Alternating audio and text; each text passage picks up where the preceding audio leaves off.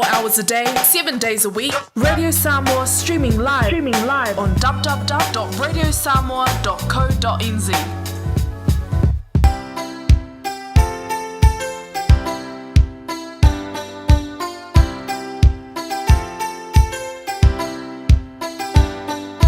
Daddy, I dedicate this song to you. Whenever you are my daddy, I just wanna say thank you.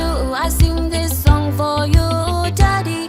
I just wanna say thank you for the things you do for me and for the blessings you rain on me. Sometimes I lose my way, but you still pray for me, and you sacrifice everything for me.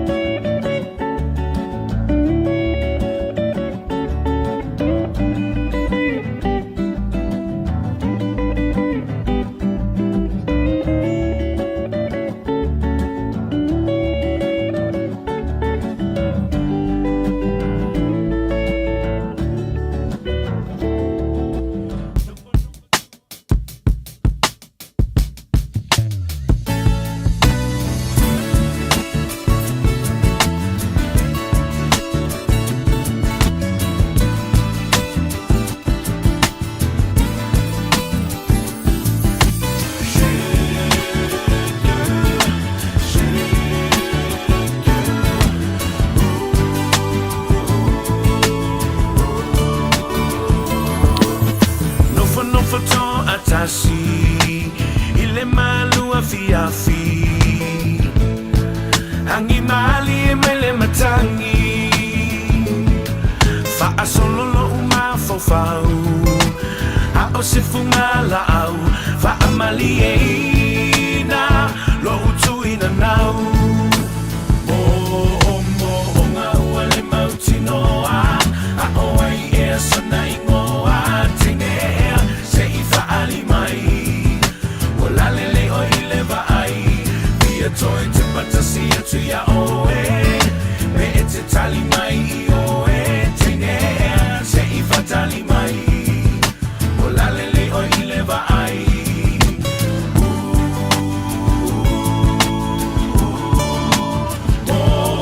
Mo na uale mautinoa A oai e sana ingoa Tinea se ifa alimai Walalele o ileva ai Via toi te patasi atu ya oe Me ete tali mai I oe Tinea se ifa tali mai Walalele o ileva ai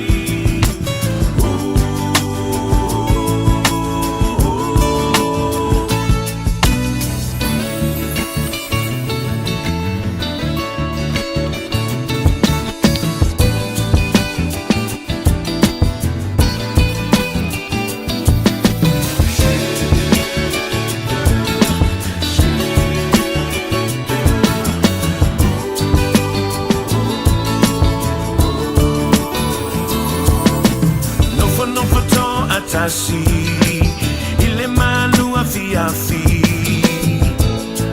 Hangi mali mele matangi Fa asolo lo uma fofau A osifunga la au Fa amali e na Lo utu ina nau Mo nga uale mautinoa A oai e sana ingoa Tenea se ifa alimai Walalele o ileva ai Via toi te patasi atu ya oe Me ete tali mai I oe Tenea se ifa tali mai Walalele o ileva ai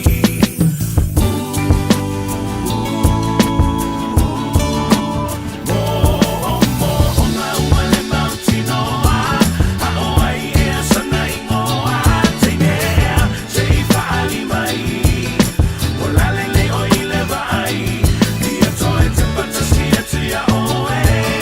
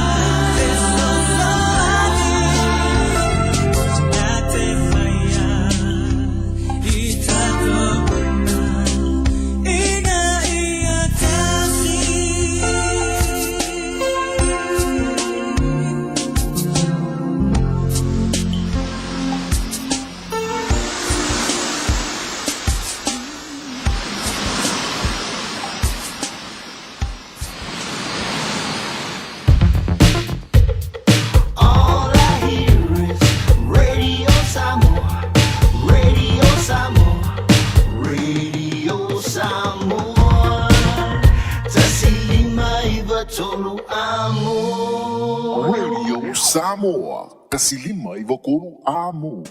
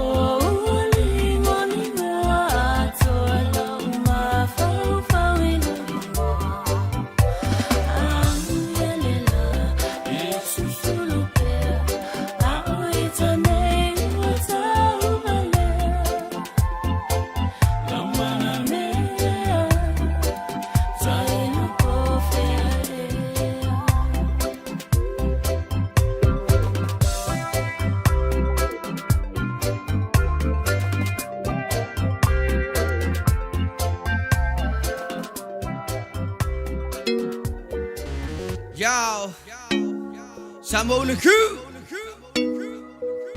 AR Production, ang mga boys, Tawa Boys,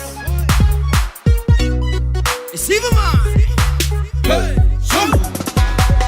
Ortable alea, nasion nga fatapsi. Ortab tua, stonu ainga. Tua ilenu, maluenga Alhea tua O le siri lena I whaia male ava Lau au au na O le ala I le pule O le tau tua Malo le tau tua I le au manga Tuko le foa Nu ufa ingata Se papa ulelei E whai o e mo sei Whai e inga E whare whau taua Ai o mai le ngubolo ngofo ai kama Ma manu ar pulenga o lo o kausi ele au manga O alo a inga ma whanga ua sa kaua Wha a pēa foi ma le ma manu ngai ngafa A wanga kore a foi ke le uku vai kofo E kangara fia maria ai sare nguku oso O kongo re a whianga a inga ma sa kaua E le whaia i ai so fia kama ka E kasi alo vai aso kusino ngore a pia kama Ia e oe mai pe ana wakura kau wara aunga Le le ia le fasi ange oe i sisi deanga Au ai lo uma wa whai lau bongtanga Malo le tau tua i le au manga Tuko le foa Nu ufa ingata Se papa ulelei E whai o e mo sei Whai e inga E whare whau taua Vede la le mea pea e kofo ai senga E kangi mai alisio like ko mai lo sela E lima flase singa ka uka lo koko E sale ke kisain Le aini a pai unga kule ia le mako eri Le oso ama le viki Wa ai ka fa mua lai la umanga ane sain I miki mai sa boli e o ongo ai lo wika Falongo ingo umaku ua i pe ai la wika Oe ole malo si ole nu ue malu ai Le sau fa inga amatai E vai malima I lau tau tua wa I masani ai Ole falea onga le naea Oa I lau a mi o pulea o le fai Tau tua matawela tau tua tua vai fa alo ole a fifi ai Malo le tau tua I le au manga Tuko le foa Nu ufa ingata Se papa ulelei E whai o e mo sei Whai e inga E whare whau taua Malo le tau tua I le au manga Tuko le foa Nu ufa ingata Se papa ulelei E whai o e mo sei Whai e inga E whare whau taua Ua na o le Radio Samoa se furulima iwa toru a mo e tautuaina o e ilaungangana fitu aso le vai aso. O iai avanoa e le ai se tutongi, moso e su enga o le kānesa o le tau fale. Mo ila atou ua ono sifuru I le fitu wha tau sanga o le soifua. E ta ilua tau sanga malafo atu I lau pusa meli le pusa. O lo o iai vaenga I whaatino ai le nei siaki. E whaingo fie le siaki. Ma e te whai ala vai oe I lo mauta. O le nei siaki. E mawhai ona wawe I loa ai le kānesa o le tau fale. Ao e le ia afia I ona aunga. A mawaloa lau pusa e whai ai lau siaki. Whai loa. E ono lawe ai ai lau soifua. Mo nisi fautuanga. Tala noa atu I lau fomai. O se tala fia nei Samoa, wei nei se tautua ma se unanga family noto mai le kampani o le City Car watu si tasi dua lua Lincoln Road Henderson. Te maua iai le tele o tawa la poa band e o foi tatu tawa le laiti. Tadia foi la tofa le tonu tongi e talafo mo le tatu cashback. Ama tatu lima se lausi aga ia tu le lima afe tala. Fe so te mai ulungia Peter Pernanto le numera o lua tasi o wale walu fitu lua fitu lua. Pe amana mia se tawa le fau molo ainga I le tau malulu. City Car .nz. O e si la fia mea e whaatino e mawhaiona e umi ai so fale motu le lumanai. A whai fo i o so fale motu, o e si la fia mawhaiona whaatino ni isi o fuafuanga e whaonga aire equity o lo fale. A wane e misiere por kalame o le malu I fale, ia fiafi o soruru taitasi le se fulu e te aile whaa. O le a e si la fia ai au wala e mawhaiona e umi se fale motu le lumanai, ma au wala e whaonga aire equity o lo fale motu, e whaata waise isi o fale, le por kalame o le malu I fale, ia fiafi o sorulu wa yaso taitasi se fulu e te aile whaa. Radio Samoa Tasila mai batolu Amo Radio Samoa Tosilima i tu. Amo.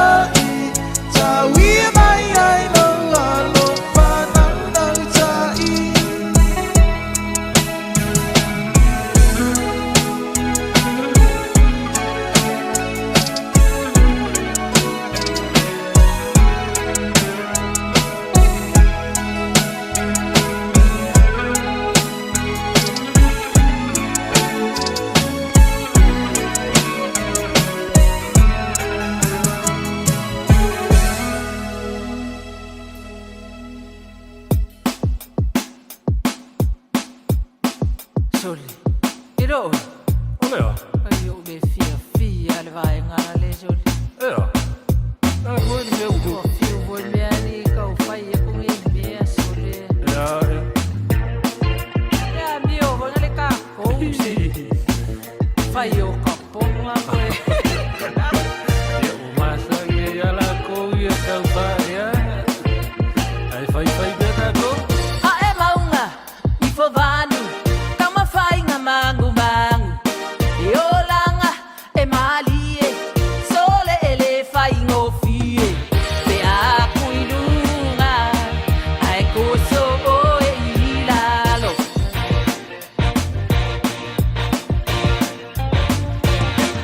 I fai ki o nga, oe o ma fai o konga. E leo ki ai a, alu iai, e fai anai, a pau, oe ku, a fi celulo udu, a malepe, e ngau, oe o solei a ole fau, a se, oe fai, le ai e se pule mai.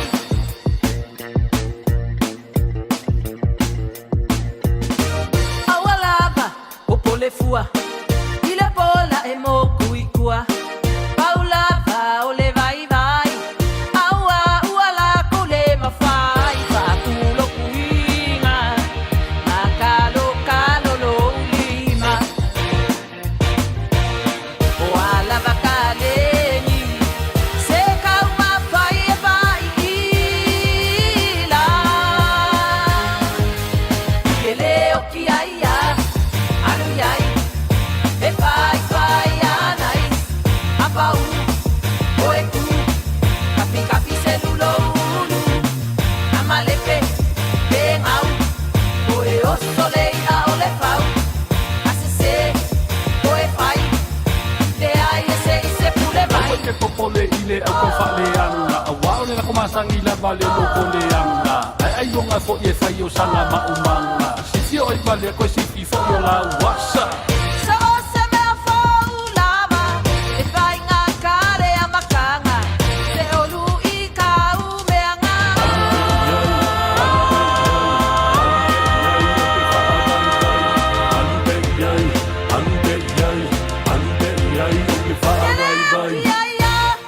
Alu iai, e fai anai, a pau, oe ku, kapi celulo ulu, a malepe, pe ngau, oe o solei a ole fau, a se, oe fai, le ai e se pule mai.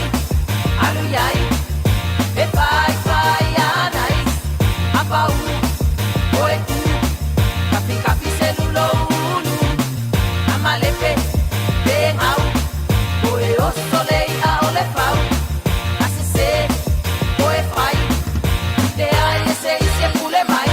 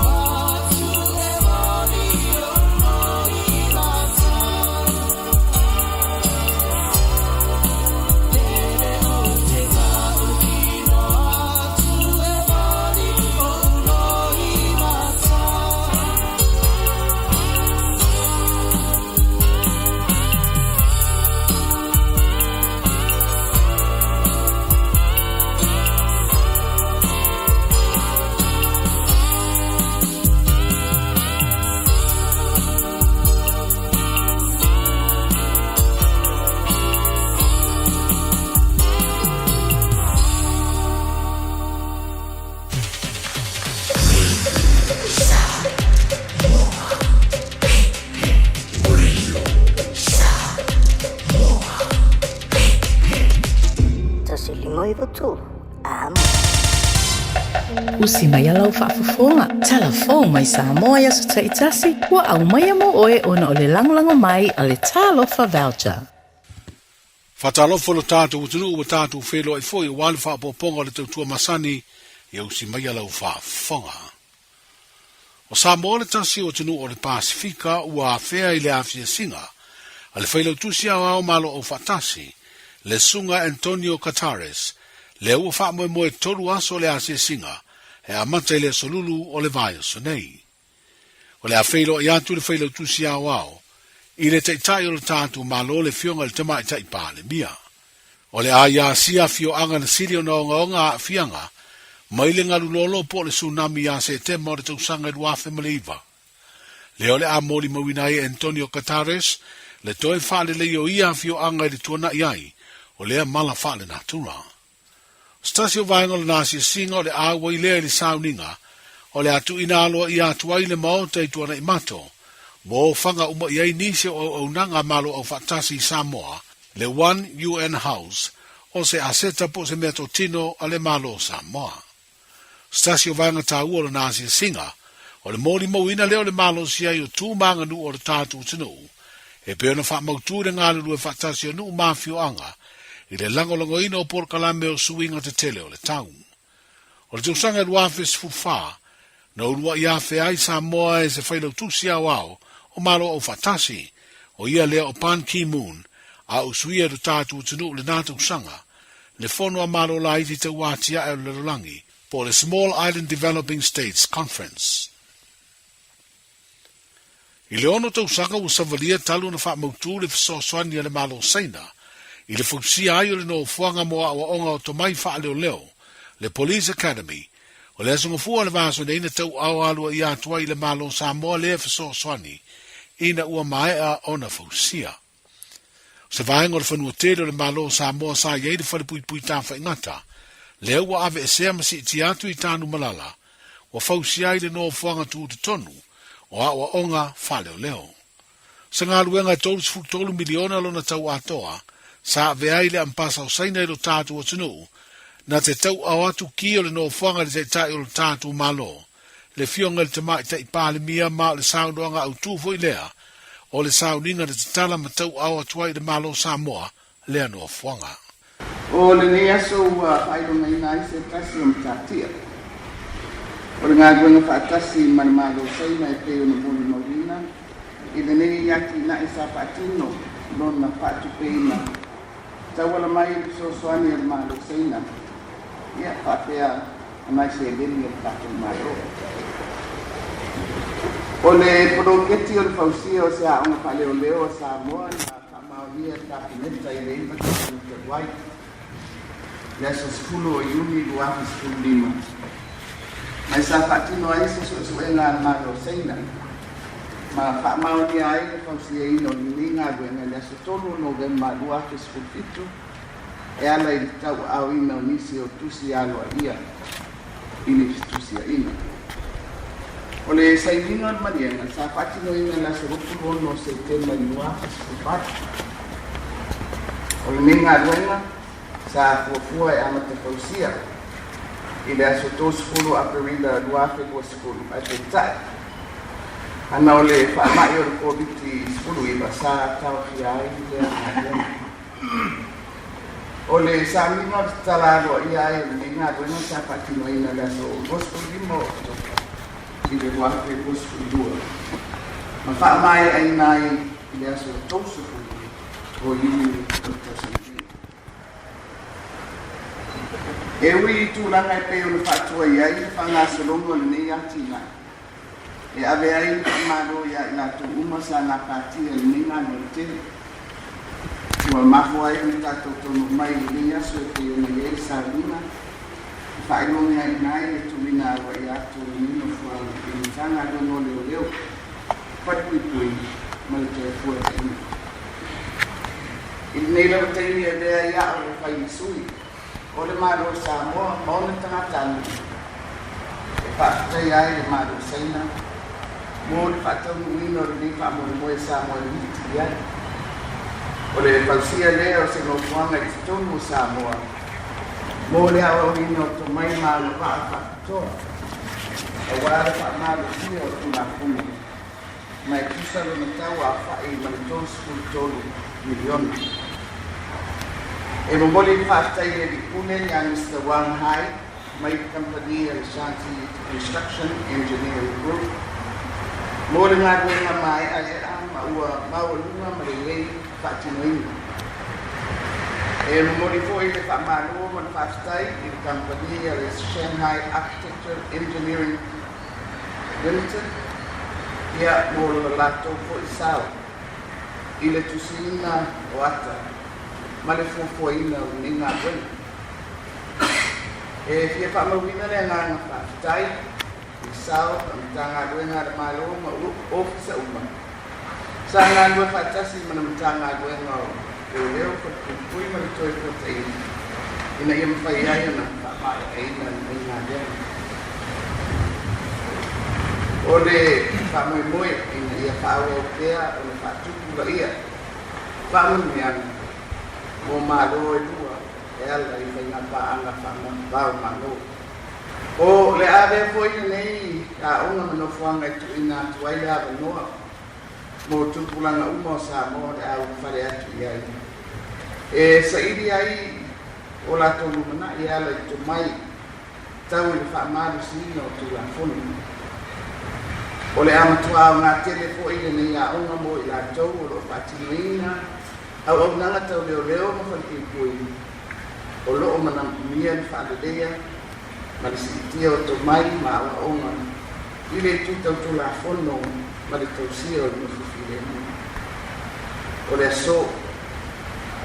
Le atato lasi ai ma moni mawina tu langa o mai a whausiaina o le neino fuanga.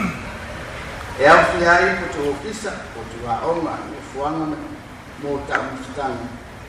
Ma potu mo le te wina o me whenga wena. O le pale whaakitoa mo ta ronga. Potu mo akitanga. Potu mo leo leonga. No fuanga mo ta avale. No fuanga mo onga tau ava ta avale. Kale tere o nisi o vae no le atato vaia. Isi teimi e leo toi mamau. Ia tatoni mo le a moli mawina si tia ma o lungo le te maima. Ma losi o le i mata i leo leo. I le whatinoina o la tau tite wha leo leo. E ala i le whaongata tau. O le nei no fuanga ma me whainga ruenga. Ua amata patotoina. Le tai o le tātou malo le fionga le tamai te ipāle mia, le fionga fia me Dr. Naomi Mataafa, i lana sauruanga au tua le talaina le no fuanga au tu moa o onga whaleo leo. Na au waisu i le mtanga ruenga leo leo le malo seina, i le sauninga whape fo i malo wala ulia, o le fonga fitalai ma minister o Kapeneta, ai maise le tai o le tua ngai, o ia na amata mea i le fuafuaina o lea fisosoani a seina, a o ave ai ma tai o le malo. O lo malanga i whawhoi ngā ruenga whaavai teimi, le to lua o mefi po seta tu lua ua tolu suru iwa tu sanga lona soifua, le ua amata turi lona whaasalanga i le whale pui pui, e lua tu sanga ma leona masina i morianga, o lona umia leo na koti, po o whala au whaasaina e au fiaina maruana ma le aisa. E whaatesi ma le tolu kalama le mamafo le pauta le aisa, na mau e leo umia mefi po seta, o se tamatane le nuu o si uniu i whale a lili.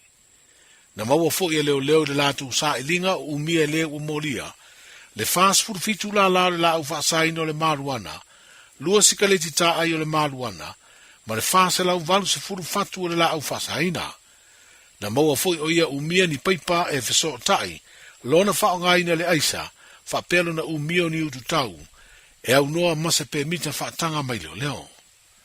Leo se fainga leo le fale le umolia ma fa salaina le masino mati. O le tausanga nei na maua uma ia na koti mautu tau, ma moria i loa e leo leo. O le ilo ilo ina o le whaunga le whaamsinonga, sa fua i le whaatupula i o le nei soli tū la fono, i lo tātu tano. O le ua moria sanga lue whaamisionari le atunu o Filipina i se vai teimi, ma sanga lue fo i nisi o ngā puenga. E to lua le na whanau o whaingalu nga nei le lātu pisi nisi o se whale ainga. O le ua no fusala le whale pui puina i o na morianga, ai o wha mau maunga leo leo ma le wha amsinonga lo wha ilo ai, na mori a fo i se soli tu la fono tau ina koti, i le tausanga e lua o sifuru ma leono. O le to ivo tau le o le nu o fale ura lo tua ia ni mori anga e fiso tai, i le a fiai o le fale o se ainga i se afi po le malaia. O le to tasio i la tau e le tula i le whaamasinonga o na ualu e se Samoa, o na ngā luenga whaavai teimi te tonu New Zealand, o leo o whaatonu ina nei e whaamasinonga se tusi sai, e sa ili ai o ia. O te tele pi i le pale po o PJ, na le talia le whaamasinonga le sa ili e se tusi sai.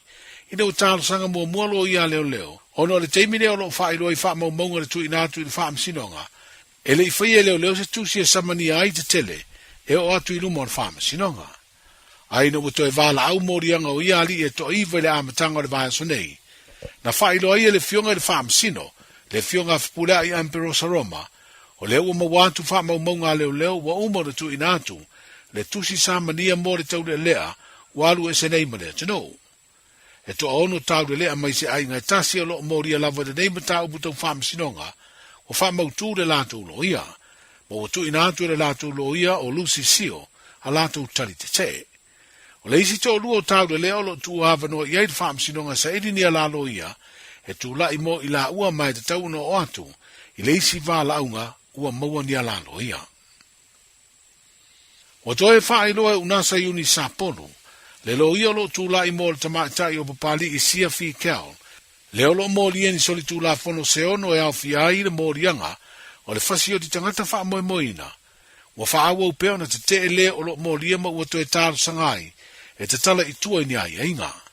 Sa wha ilo mo mua le lo ia le vala unga taluai, o iei se langono leo o molia e suia na tali, inisi o molianga, ma ua le wha awa wina ai le tāro sanga e te tala i tua ni ai inga. Pe tai na ua to e tu lai papali i sia fi keo le whaamsinonga mawalunga i le asonga fua, o le vai so nei, na wha ilo ai lana lo ia e tu mau pea le te te, i molianga umale o leo. O le masino se temo le asu isu ina ai le tāro sanga, mo le te tala i tua o leo o molia, lea na amata nofo tau fia le vai ngā leo, i le masino o mena tupuai le solitura fono. O tala i o le nei aso, soifua. E silia ma le se laufala o loa i Samoa e mawhai ona whaanga i le talofa voucher mo whaatanga alu a inga. E le atua lava se 5 milu te lafu antuai mai New Zealand, Australia, Amerika, mai si antunu. Ai tau no i telefoni maolo e whaanga le talofa voucher e whai e le whaatau. E mawhai fui ona tungi e tuai le cash power wha pēle pili o le vai iso o se taimi. Angai loa i le www.pacific40.com e lafu ai se talofa voucher mo loa inga i Samoa. Mo nisi whaamtalanga walau mai le olua tasi o valu tolu tolu, lua lua lua tolu, po le info@pacific40.com. Radio Samoa. Taslima ivatolu amo.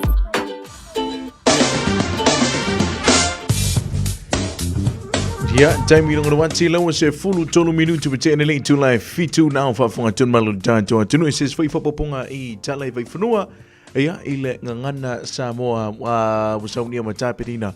Ele fionga ia ngalmana tipi au tanga via ia mai Samoa tanto reporti ia mata tulanga ese o toile tanto atunu nei Samoa as vengines reporti o tau mai lo fish vai tau ni au kilani ia mole afia fi bolo pona nei fa pia foi mala so entao pe au lia le no foleli ia family reporti o la fish mo pona nei telefone na ia nei vanga ole ai nei wanga na isbilange me tu sonte sifo a o vela mo le so se fulu fati kiri ma lu de pona ni e vangu ti kiri ia na ngoto la ile to e valu minuto to tai na to tai le tu la ono o le afia na ana leila mo le so tai o pe a uli ne lo fole tua ia e telefone ona o le so tai tele lava ti munga ia ile va ve on tai o fa solo tule tu ile fa solo tule a uli an tai ya family report e langi leila so dale afia atayo ya mo se taimi na se vilangi mai le tu so ti sifo se fulu mati kiri le velo monunga le so atayo le balu de po e ono ti kiri ya ma eu so la il to 5 minuti e to tali tu la e fitu ile va veao atayo le le so venga nesse report le tau mai lo viso vai tau nei e Aukilani ma futu mai pelo ala le radio Samoa se fulu mai vatolu amo ia ste mai luma ia a wina tu ni so tanto fa salonga ma fa linga I lau tau numini le tātou Official Radio Samoa. Na pōre kalam nei o le fiafi mele tau au una wha tau whaale nei o isa ako. Ma statu maftanga se au lia le tātou sfunu pa se taimi o le pō anani. Ua na o le Radio Samoa se furulima iwa toru a mo e tau tuaina o e ilau ngana fitu aso le vai aso.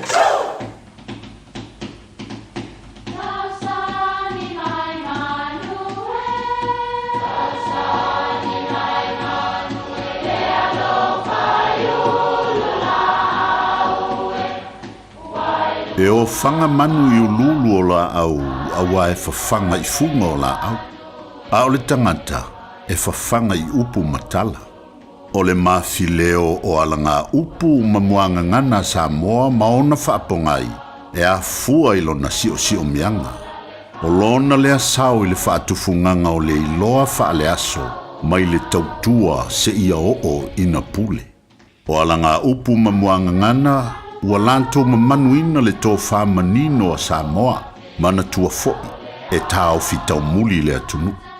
Ua e sua le lapatai, ai langa le lapauta i au tiunga ma au whaalolonga. E whapele tala, o le mafuanga o nei upu, ua e tali malo i au whaiwa uma i le ngate fale, i so se i au lau penga, i au lau ofe, i le alo, ma le ofe i tua au, o lau tiunga malie, o lau tūlanga lau mei, ma so se whangotanga o le ngātei whale, wa e whangotaina ona o lau tani malo. Wa e langa le lampa auta, o lau whaele leanga i le ano tamari i o le ava, talo, ufi, ulu, whai, tamu, o lafu moa ua o ia, o manufata ma manu o le lafu, o le lapa auta le nā, o le loto malie ma le anganga whaafitai. E whaapea ua malie le whaaloalo, o le nei ua longo i vailongo ua au tiunga mau whaaloalonga.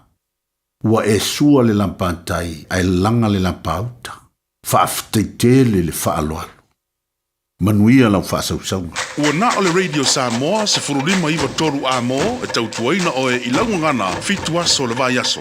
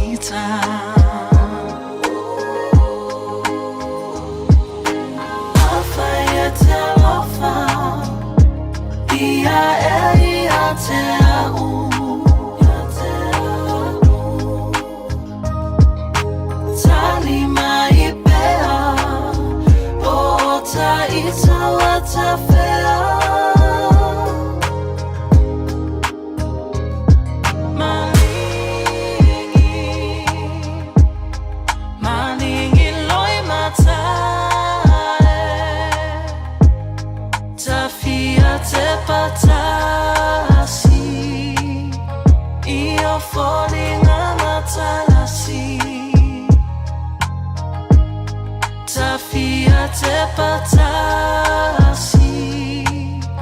Io falling amatanasi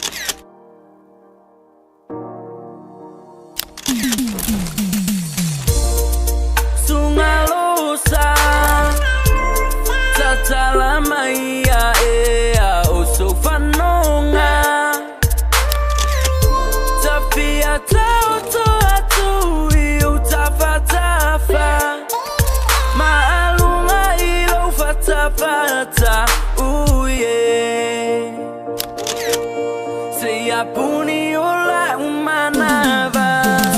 Ia ole sami tele teine afagasi. I know for my lematino una oilo sasia uhani. Ta oto ile pogisa ayo umoi mitio folinga. Losa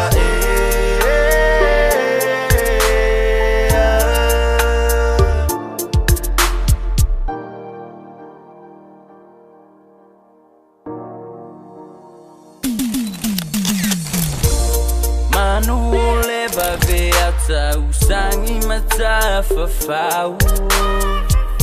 Fesile langi setali pofea oela ufetuao. Fesili pea uita selosa epe aisea. Wala yona o alofa fa avale ya oele mana mea. Ole sami tele teine afagasi. I know for my lematino una oilo sasia uhani. Ta oto ile pogisa ayo umoi miti ufolinga. Losa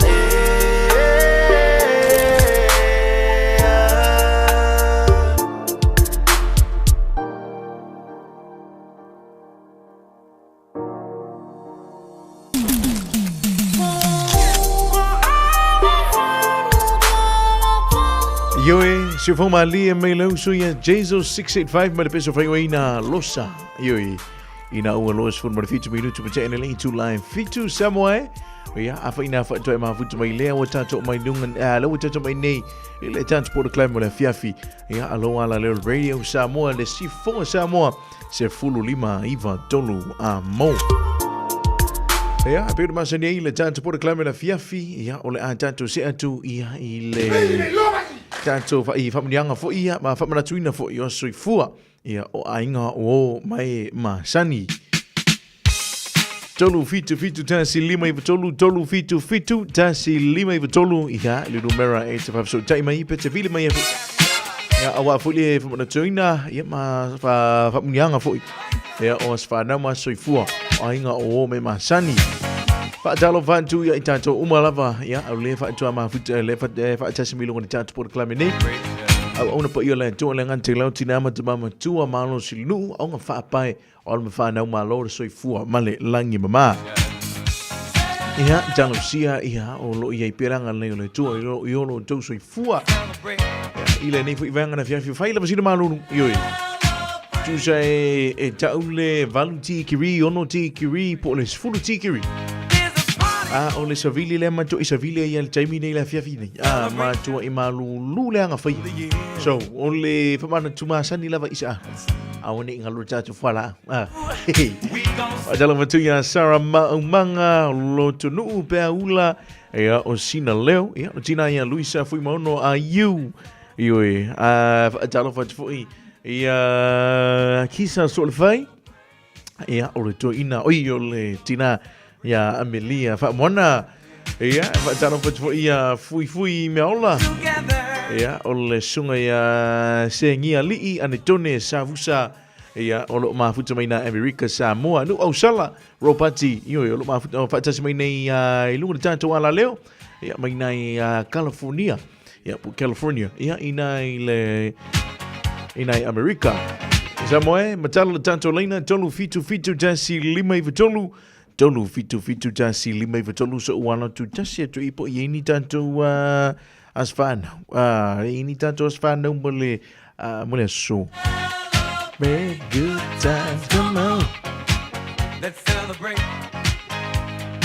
yeah le ini tanto asfana o se wala tu i tanto Facebook ya le lo pe ya ni so tato lo fa manatu nela suifua Abadona tanto Facebook live mana tanto YouTube live pe a fa yo yeni so tanto fia fa manatu fia fa onwia pe fa manatu fo inia ras fa na fo yoni so tanto na tanto ainga ya po na tanto wo fo Dalo fantu ya David Tapusoa ya malor so ifua David Tapusoa Ya, melenia fiafi fa tala fo ia I o tuile tfunga. It's up to you. Ona fatasi tuile tfunga fruin. Afutu mai lunga tanto Facebook live ile nei vai ngala fiafi. Ya, onde Facebook ni tanto sfano. Ya, wai me mana ile tanto Facebook. Mana ile Facebook fa mana tu mai sfano mu ta ainga mo wo pe fa wangalo ti anti. Ya wai. Let's celebrate. Sa uwe. Malulu fa imangalo me. Fa imangalo ngoi. Let's celebrate. Manuia tulas fanau ya si anti-pele ya anti-member. It's all right. Anti-member dan pemanan tulas fanau na susful balo kuso ya masih tina pele ya lome oleh na actual ele tahu tul matu soifu si tina. Wai eta tul ya matu soifu. Ba ai on phone ma oleh hai telefon. Alo boleh tua ia pele ngalei ya ile lo soifu am fa popuni si tau sanga si telemam ado tele mo oi o Alexandra si autofinia Alex ngasula na atona le lua se full man fa tau sanga ya le sona na oi le tala tona na fi la sus full valu ya pa pe foi men ya tapu va sioni. Ya, oleh ya ele ni tanto email. Talo fatia tupa I matuna fatua li taltaina. Malo le soifua male lange ma. Come on and celebrate. Serena Lamustelle iya imeli. Let's celebrate.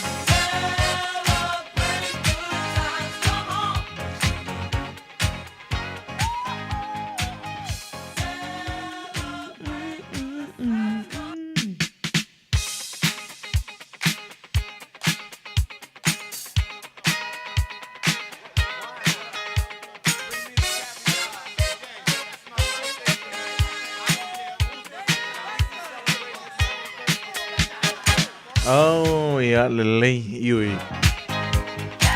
Vi ia leanga lei male lo fan sili ese le tua wa e aulia mai lo luas lo fitus fruta usanga ile so. Yui lava ina tanto valvala ino fuanga ai langona lava le mafanfana o le maftanga e hala ile talusanga mo lia ya suma. Momoli antu mantu alo faanga mafamnianga mo eletina alo faanga la mustele Livy Maserina Manfanau is Australia New Zealand mo oi. We love you and appreciate you always, Tina. So bring your good times. Alofa anga mai le sunga Serena la mustil. With you. Come on now. Ya, the lei what to dance le tanta famu yangan le vi ia le anga le male alofa sili ese ole tua wa e aulia le flow fitus fultau sanga ile so. Ewi lava ina tantou valavala ino fuanga ai langona lava le mafanfana o le maftanga e ala il talusanga molia I aso uma. Momoli antu mantou alofaanga mafamnianga mo oile tina. Alofaanga alomustele Livy ma Serena male fanau au setalia manisila mo oe. We love you and appreciate you always, Tina. Hey, this is time to famnianga le fanau. Happy birthday, dear Rive. Happy 21 years old. Thanks to God for his love to you, my dear granddaughter. Love you always from Grandpa. Thanks. Happy birthday again, dear Rive. Happy 21 years old. Thanks to God for his love to you, my dear granddaughter. Love always from Grandpa.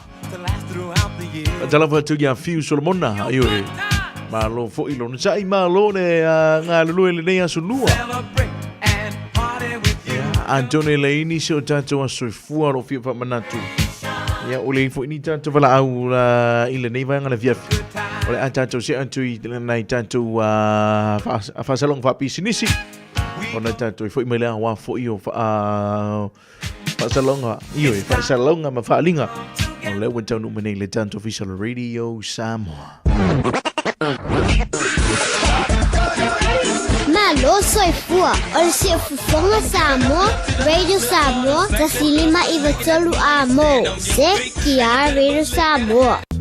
Lo soifua maloloina o lo iou lava ao. Por kala me fauta le soifua maloloina o le amatalia I le aso fao me I le valu I le fiafi se ia pa ia le tula iwa I le po. Awinatu ia te oe whalalonga masani a le Peter Tribe Doctors ma le Peter Tribe Community Trust fantasia ma le Radio Samoa.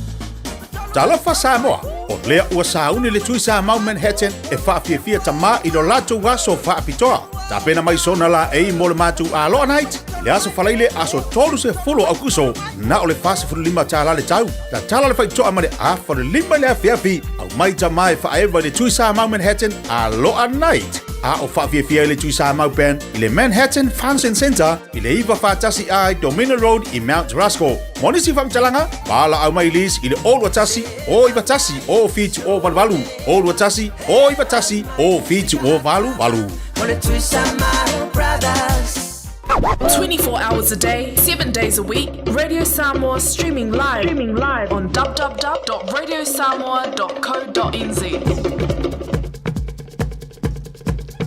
Yoe, ia leo lautua, ia male ala leo Radio Samoa sfulima I vatolo amo. Ia il male taimi leo tui luas fulma le 5 minute tale July valu la fiafi. O leo tono menenisio fa asila silanga mafaalinga le tanto official Radio Samoa. Mo le maftanga alo matama whanau o le ulua I la o le tala lei me to tisi salonga sale longa. E whamanantu antu le tanto whanutanga le astona I nei la so loa sulfau uni I le tula lua I la wauli. O le a whaia lea I le lua tolu Franklin Road I Ontara. Lua tolu Franklin Road I Ontara. Whamanantu atu fo I le tanto la fonga mo masina o Yulai ma o kuso. O nisi whamtalanga whapso tai mai ia Reverend Sione Tauntua I le numera o lua tasi fitu fitu lima fa lua lua. O lua tasi fitu fitu lima fa lua lua. Po moanga tutia lua manvai ia a lua manvai aso I le numera o lua tasi o lua fitu o valu fa ono fitu. O lua tasi o lua fitu o valu fa ono fitu. Tanto whelua ia ila le aso le ila anga leima le alofo le lii fa afutai.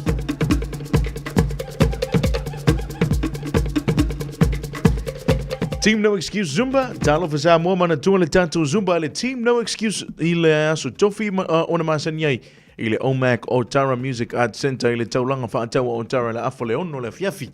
Ele aise tonge le nei Zumba susu mai tato fiafia ba fama lo stino fa atasi awale tato soifu maloloina ma wole tato Team No Excuse ile toa tusi ono paselau Alan de Chris inai Otara. Ea, vau fili mana songa awane ingalo sa lo minga o tusi ole songa fa atasi ai mana lo minga vau fili Samoa e ma oi fa lupang o Samoa si sifo o tutuila o manua o nisi utala tu o Samoa e o le matai whaioi ale matai le whainga o whaalavelave e peo whaiponga o maliu o le singa ainga si le whainga Paulo si I whaaloalo whaaleginga e ka le sia e ma le tele o ngana whaalolonga e na o le fitus fulu tā la tau na o le visa lava le Radio Samoa le tolu ono Hobel Avenue manukau e mawele tanto tusi le neimo nisi fo mantalanga ala ama numero le tanto visa luono lua tasi lima ivatolu luono lua tasi lima ivatolu e ape tanga iane ile shop radiosamoa.co.nz e faima yaison oka ea fa silanga ea o le sapali Pasir silang ai leva man falo mo tama tama mo tama whanau o la fio anga o sapali o lalampa pa au I au kilani ma Aotearoa nei le pa ia lava lea awa le su tapa au fasina le sunga I le mali toa na whaalonga iai Samoa o le pa ia lava lea awa usua lii susu to oa o le sao na lua le mamalu I ngoa mantua awa mango ma liwasi a whanua ia ma upu ia te oe sapali e fia whamananto antu le tātou sauninga lotu na sto na inei na so loa se fulufau o kuso I le mamalu o le ekalesia manu kau PIPC I le malai o whatunga titi valu se fulu Wiley Road papa toi toi, valu se fulu Wiley Road i papa toi toi, i le se fulu tasi i le tai au. Whamanantu antu le tātou taulanga e pei ona masani ai whamon e tau au mai le play tale ainga mo sa tātou whamanastino pe a mahe ar sauninga. Alo whangia le atua whamoimoe mo mole atu iai lo tau soi fua ma so mātou ola tātou whiloa i le manuia whawhitai sai nia le nei whasisilanga e Reverend Karima Whaiai.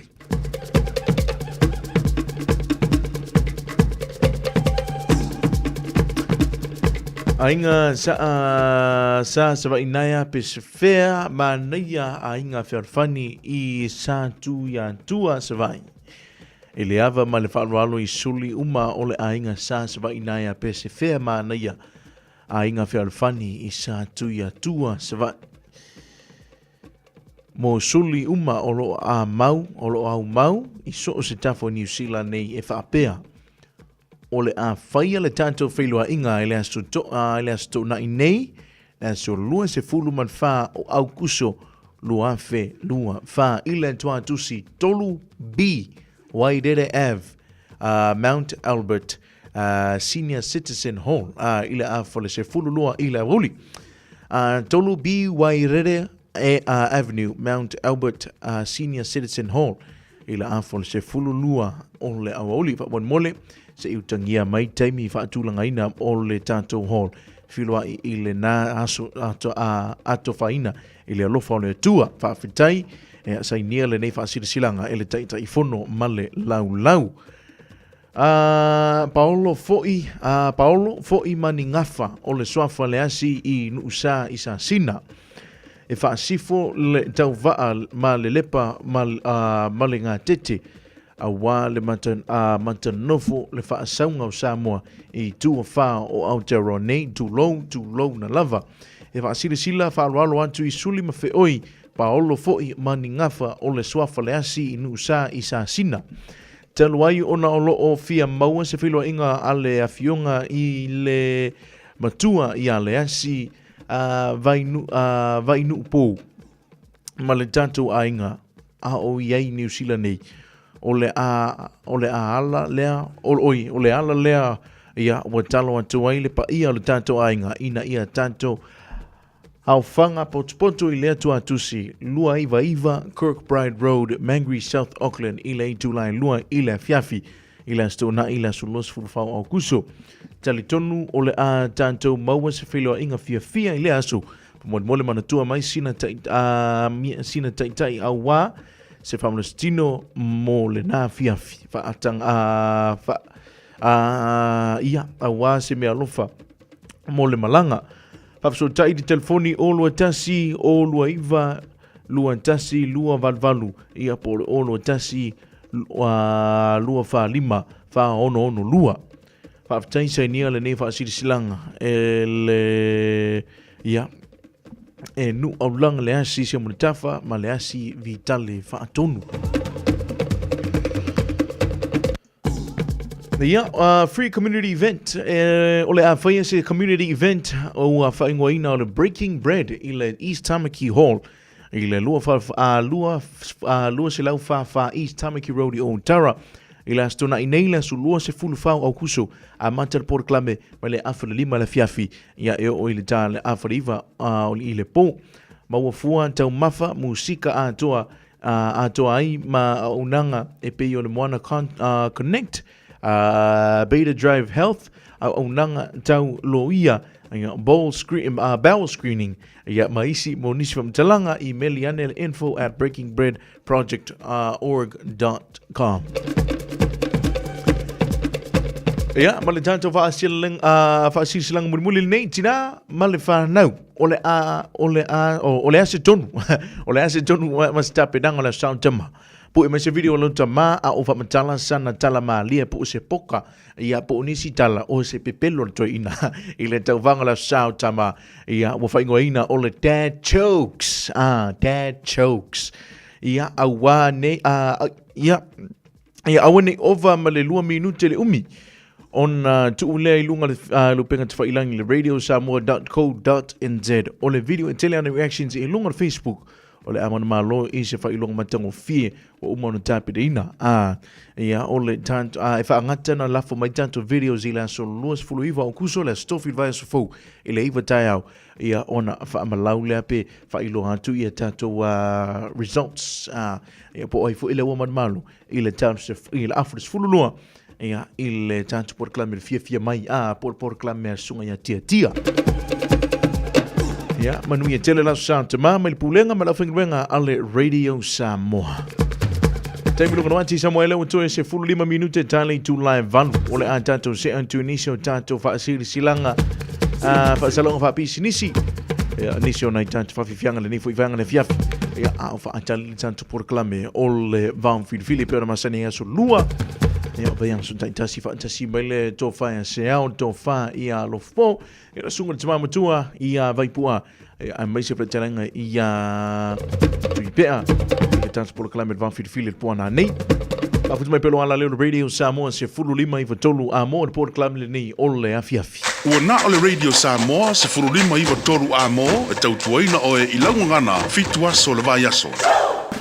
Sunga o whenga whakao elo ka wale fō maunga Max Ila. Se nga uka amilo e o kilangi. Mo koe fōi mai lawa I o Tara I le Tire World and Auto Limited. Lea ma o aiso skoi ngā meg ma pa uka wale. A ole me Pico City. E ngā le lua lima ka alalwa ia so le kokongi. Le Tire World and Auto Limited e te maua I ta wale ma pa utau ngō fia ia New Zealand antoa. Mo fo I se ti mag wheels mo so se I tu ai ngā ta wale ma le telo isi au onanga. Warren of Fitness I le na ole se fulu tala pia I wha I lo I na e wha afafonga le Radio Samoa I nei wha abitoa. Talia wins quotes, cue cards, maisi. Walang Lola Tire World and Auto Limited I le lua fitu tasi tolu o mo pa uta avale. Po le lua fitu wha tolu lua o mo le fale inisinia.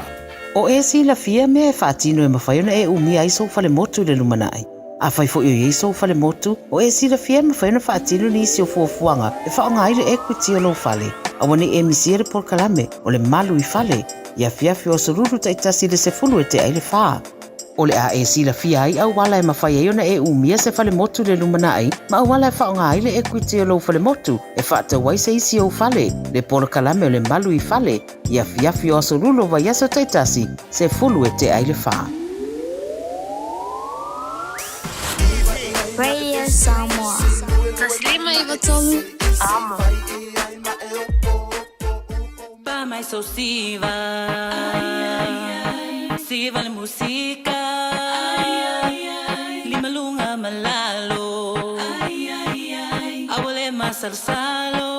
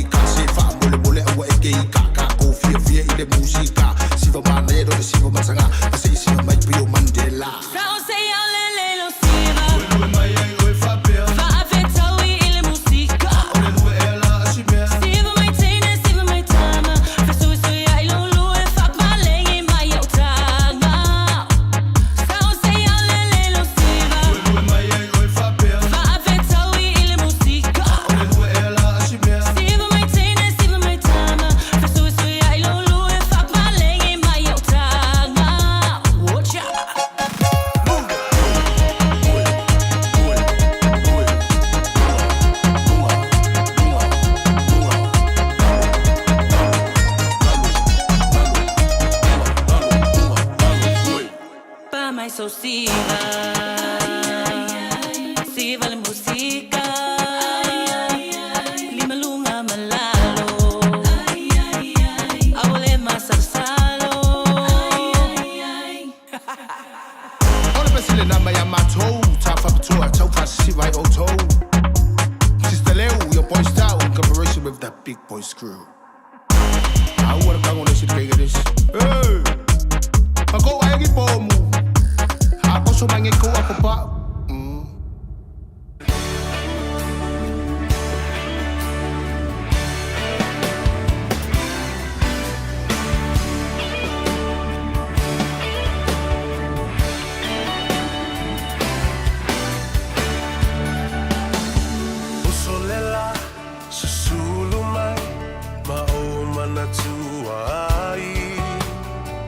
Samoa le nu'u o te nofo ai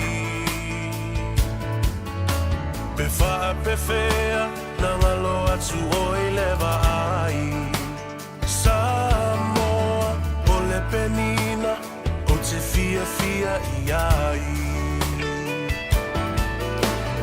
O solela susulu mai ma o mana tua ai La Samoa le nu'u o te nofo ai Pe wha pe whea na ngalo atu o i lewa ai Samoa o le penina o te fia fia i ai Hangi mai se matangi e momoli atu ai Samoa, Matalasi Angi mai se matangi E momoli atu ai Oku alofai la Samoa, Matalasi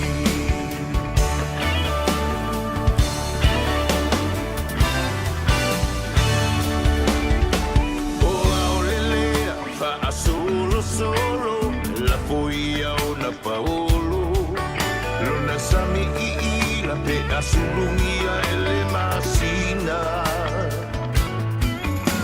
Pe wha ape whea na ngalo atu oe a ita Samoa o le penina oe o le vasa pasifika Tangi mai se matangi Se momoli Suai, oh, alo fai na Samoa, Matalasi. Tangi mai se matangi, e momori atu ai. Oh, alo fai na Samoa, Matalasi.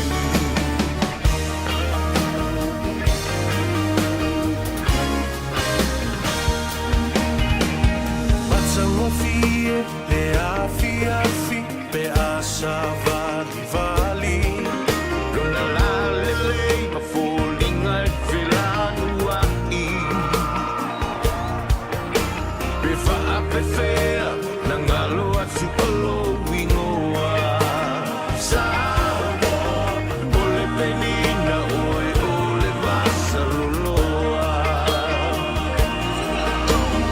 Ai mai se Changi, e momoli atu ai Oh, alo fai la Samoa, Matalasi Angi mai se matangi, e momoli atu ai Oh, alo fai la Samoa, Matalasi Angi mai se matangi Momori atu ai Oh, alo fai na Samoa, Matalasi Ai mai se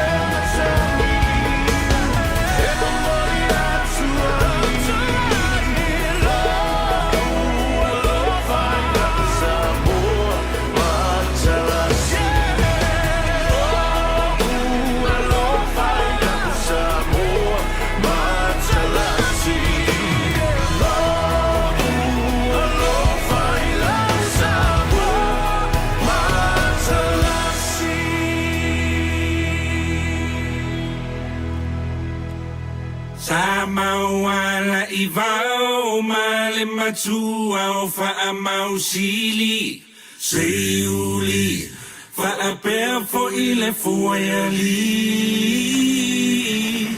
o te pese tu mafai loa awi matangi wala wiloa mapo e fitu ole mahota o malitoa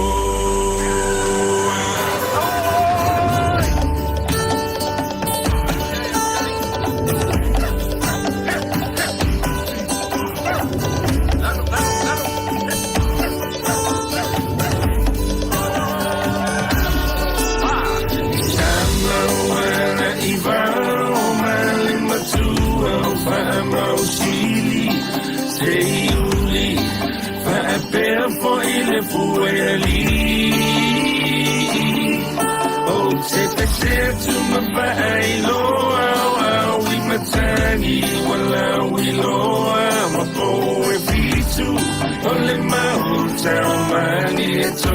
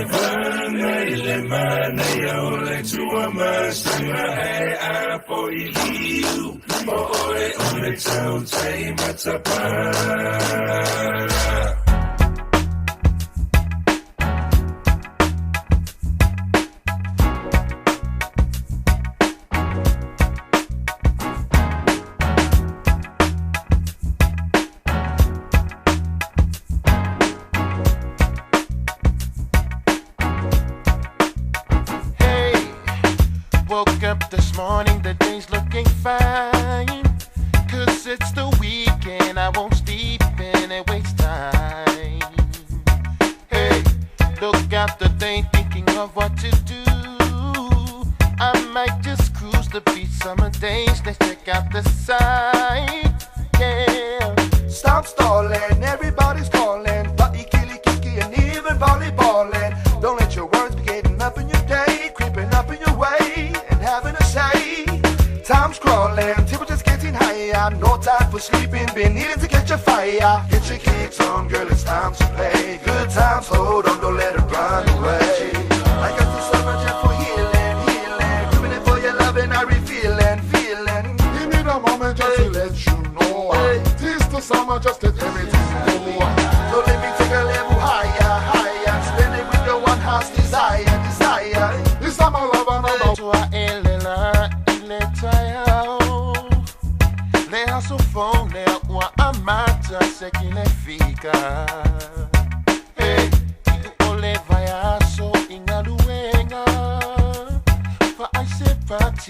forever I'll rasta. Ile afia lisi uakangi oso ile kaabale fasabili ile sami faeba ufika ilalo ole masinga sekiai ole pesekui ole musika bamuwaili malea uafai pea singa airemalo si sekiai ole mea faeba ole rasta fia pea si imailo lima siva mai pea. Stop stalling, everybody's calling. Lucky, killy, kiki, and even volleyballing. Don't let your words be getting up in your day. When you shake up, I bring you someone. Lower mine, my shit mine. Radio someone to see my virtual. Radio Samoa. Beta Drive Doctors ile tau longa fa tau I mangele fa Pierre Monroe o le vainga o so singa se pe amana o mia e fa tino e fo I matui pui o le fa na witi o tui pui le COVID is full river mo I la tau is full on tau sanga malunga atu fa Pierre matui pui o le flu ala au telefoni lua lima fitu valu lima iwa valu mo so no e fa tino I nei au nanga o fisa fo mai mangele I taftafane on McDonald Amanroa e taftafane o le falitusi po le public library. Peter Drive Doctors Clinics. Lo soifua maloloina o lo iou lava ao. Por kala me fauta soifua maloloina o le amatalia I le aso fao me I le valu I le fiafisa ia pa ia le tula iwa I le po awinatu ia te oe whalalonga masani a le Peter Drive Doctors ma le Peter Drive Community Trust fantasia ma le Radio Samoa. Radio Samoa. Taslima ivatolu amo.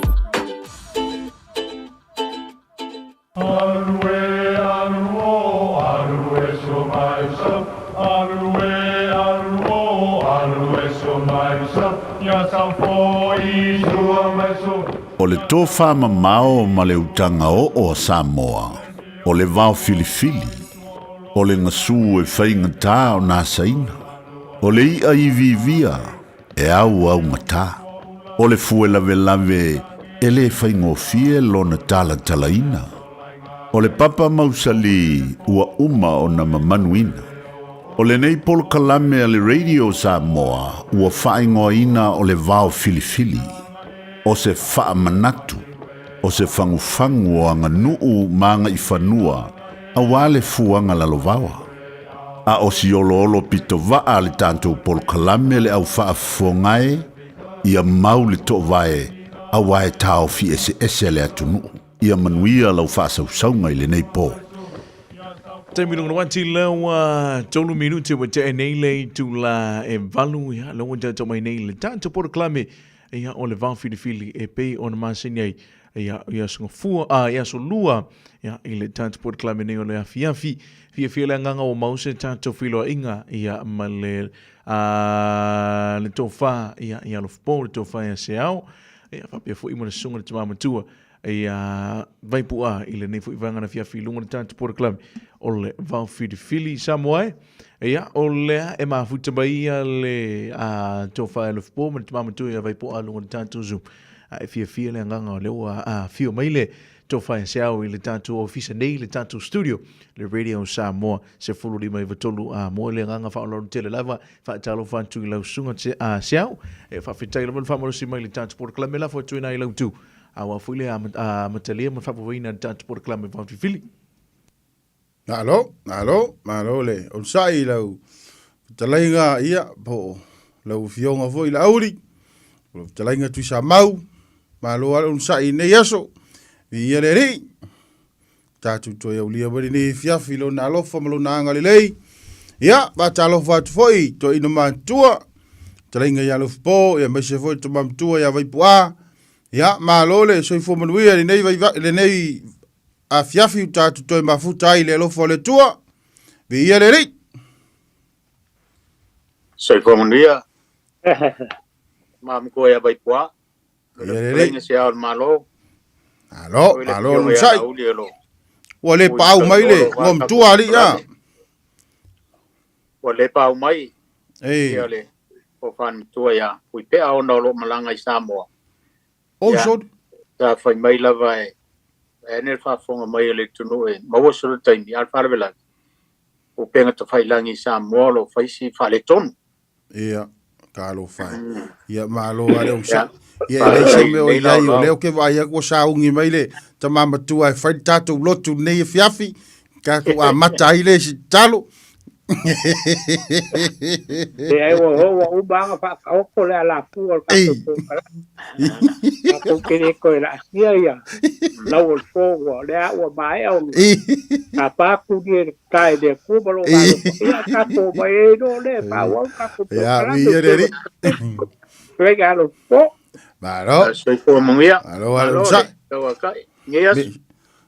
Ya kapo ya kuma o ma sia o malo era fakti a o kuma mpoe fa felo ta tu tu ai le am queria ka ko kalame amol mole vai poa. Ya, ere. Ya, fa kai lo pom sia. Me mo la vai. Ngo ngale nga fa ngai tia go maka suru kingo. Ere. Ya, ole awa. A ko pe fa pe yo. Ere. Langa le anga ngai luma lau karenga lo po ko ya ka ko e kai po kalam a ka ko so ya ko ya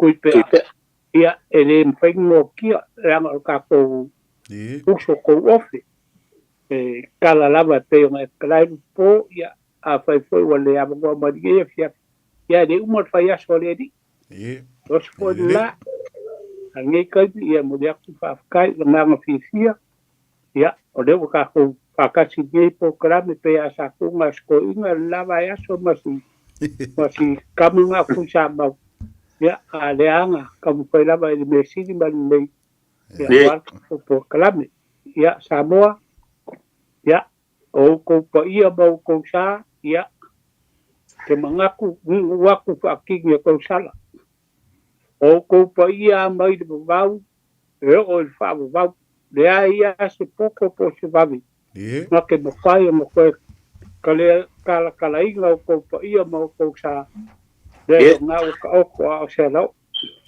de mangaku ya ka ko aku ya ku bum pude ko pa ia mo ko mar la ko ka ai ka si dia Ia ia whaia o leo ma ponga kau mori po kalame o le waufu video Samoa. Ia ma kau ke whawhido e kwai de nganga pia mo le nganga whawkai de tua. Ia ka ko koe maua ni fiafi whawa wai ka ko po kalame. Ia o le waufu video whasoa o le waufu video pe o na e po kalame le kio. Ia ni fiafi ia alo mai.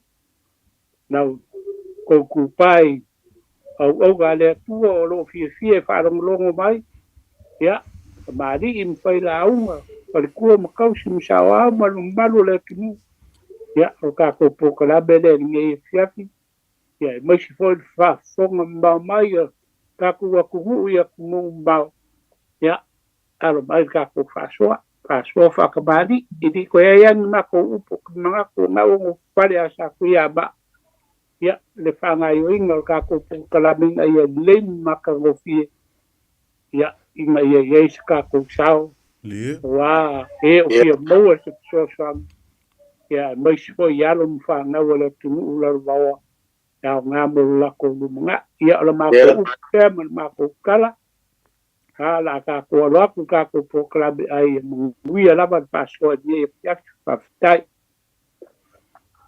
Halo. Nof talai. Kalai ke mampo. Asa ina foi il tato fatalofa wale tuno. Malof talai yele. Ya. Komuria ya kia wa fa momoya ugo polaska como ka oponge pia. Ya siao ya. Kako. Karkan wa nge pia. Ale ko ngai upuya le usang mai. Skai me yang fa fong voi le. Tato tuno. Ya. Mana ai upo taungia. Pa ene. Fa fong mai le tuno. Ya, yele. Ya, ya le tu la no de tama tu ya va ia o le afo. O upu ye lua sa o mai le stato po kalami. Ya wa pe ele tala no ina ia o mana tu mai ne fiafi Anton e foi se fi fa so mai ai o po fo ia no fai atu e fai o le api o le fanga a o le tofu le fanga pe fai o le tofu le fanga a o le api le fanga ia o le upure na le na umai le siva yaso ia ele fa so mai ai ses ia o le si upu aua le maua mua o na fai tau le o malu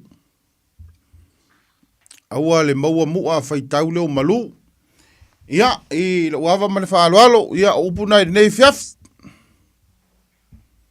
Alo. Tai. Ia. Ole.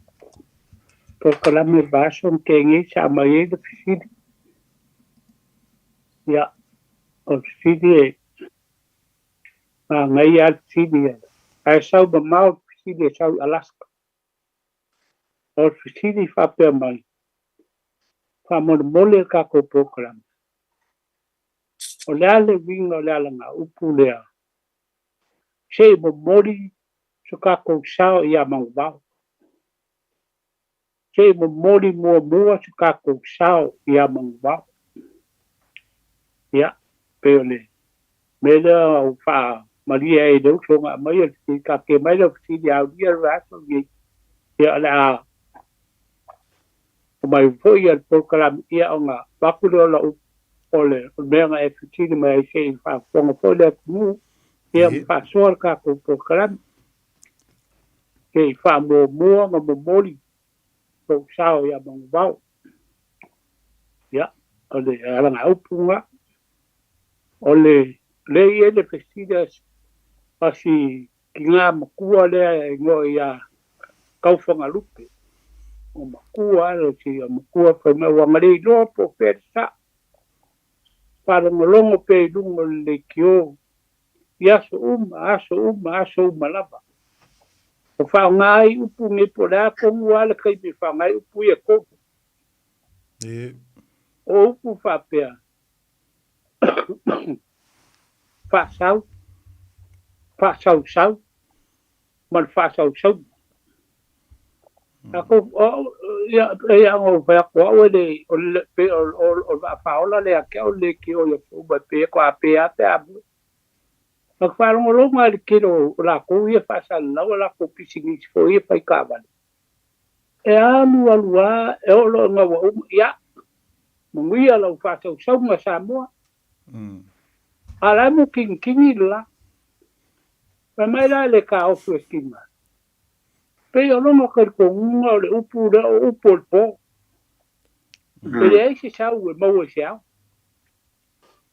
sa ka unga fa pe ia la ko banguia kiu ke ma fa au ne ya banguia fu fanga ne ya banguia la ko fa sa ma sa bo ne ya ala mu king ma asala ya pe ma ai ho ka ko kada ko fo ia ba spinga lo le tu ia ma ngai ia upu de pe an ko fa fo ba o ba ko lu le o kara le upu de nga mai lo po ka ko po kara me de nga psi de lo po para le me ka o papa ia sa ka ko ka lo ka ma ke po le ia ka ko mga kula ba sa pa o papa o ba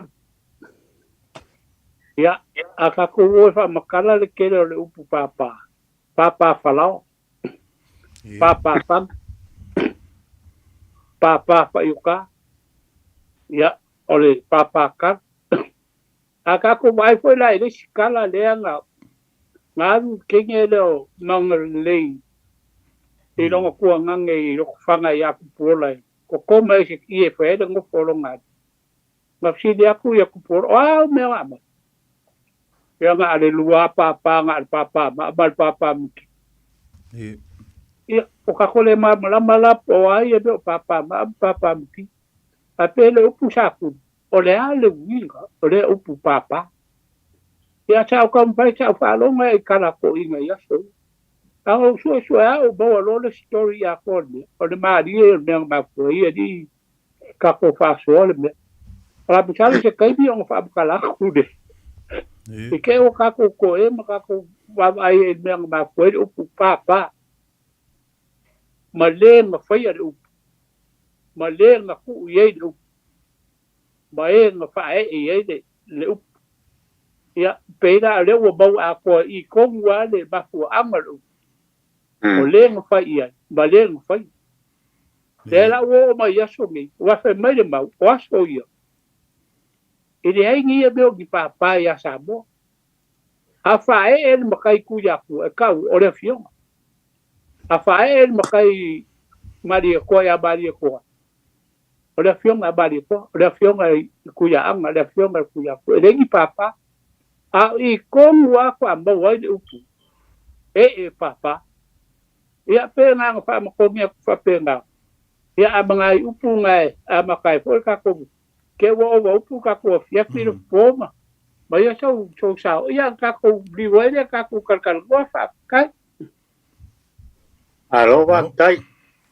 O le sao toi fo I tua le YouTube. Kako por kalame el masine tanwai. O lo ia ise fesilia. Ia e manu tua fo ie. O le ingoa le o tilo iai o whatau alofa se fuiva tapu sa tele. A o le upu la o fia mala mai e. Ma wai se fina ngalo po kalame ia e mase voel whafonga mai le tunu pe a whape whasoa mai. O te tāpā tu lia le tata. O te tāpā tu lia le tata. Ia pe o le upu lea e o lea e au mai fo e sui lea. Ia o lea fo I se whasoa mai le tunu. Steimi muli ane a ngā le luanga I upu ia leo sa mai vai poama sa o le malo o le upu moa e whapea e tapua ia muli tuli o lauloa e tapua ia muli tuli o lauloa ia e watu pea I ma mea I tato polkalame ma fonga le tunu ia po le a fo se fina ngalo le tunu o le si upu o wha pupula atu o le tae au ua whaapupula atu o le tae au. Ia, ngai puia lua e whaapopo. I lua fwoi sa nginginga ringa ia fiafi. Mai ane whaafonga mai le tu e whai mai ele whaasoa. Ia manuia le, whaasoa le tu. Manuia tātou pol kalamira nei fiafi. No. No so no. Iri. O puina sa no e tama. Ma tama matua e pua. O le whaasau. Ia. E ave tangata foi le to tasi le whaasau whafo. Ia. Ia o le whaasau sau. Ia e ave loa la tangata foi le o tala le ofu ai whaasau sau a tō tino. Ia, le kele ngoko whaalongo whaonga. Ia. Na fo whaasau mai le ria, whaasau sau mai le ria le whafo. Ai o le whaasau ngala. Kusai ave tangata e tō tele le o whaasau sau. O I lau o whaasau I whafo.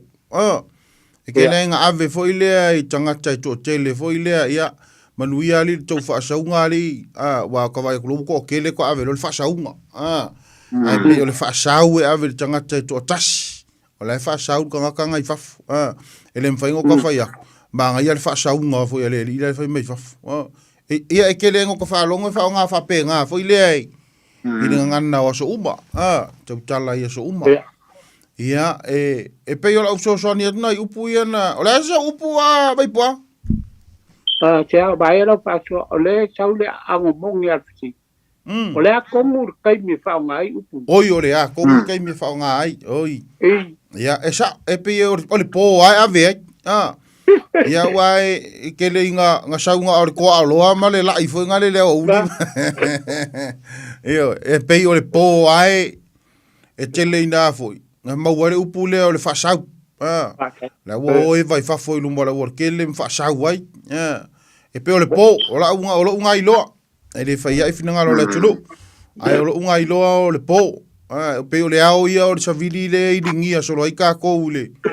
I le aso a koa ai pe o le pō ai a vele upu le I le ui loa.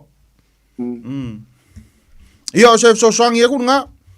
O le upu lea ngā abaku le sa fisini mai e le kaka mai Alaska. Te mua ngā ave se kako pasao ia mungu wau. Ia, o le upu le nā no whalongo iai o le tua le o le vau. Ia. Ia e whapele mau kai mia e o ai ukari ko ngā vao pe o seu pe o po a lava whai vole vao. Ia o le whapele kala o le upuale whai mo mua e whai o le atua leo leo. I maku fo i waso ia pe e whape ngā sa ia ia atua o le vao atua o le sami o me whape ngā. Ia o le upuale e whai pe a o iuta le vao. Avi mo mua se whamanuia manu vao. Ia o ngā amaka i reo kako whaiva. Ia, lo falo lava nei fiaf. Kai mai. Ole upule pe ona te laiva i pua. Ona ole kako ke fa fonga ele tunu mtatu fa longolongo i. E me se foi runga o penga to failan. Ole taime fa mai.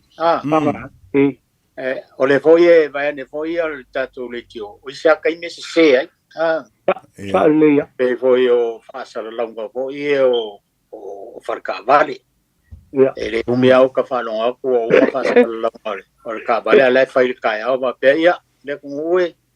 Ya, manguia fa sa songo las. E pe e mai ya ila to o la fo le winga tonu le taime tau na la fo.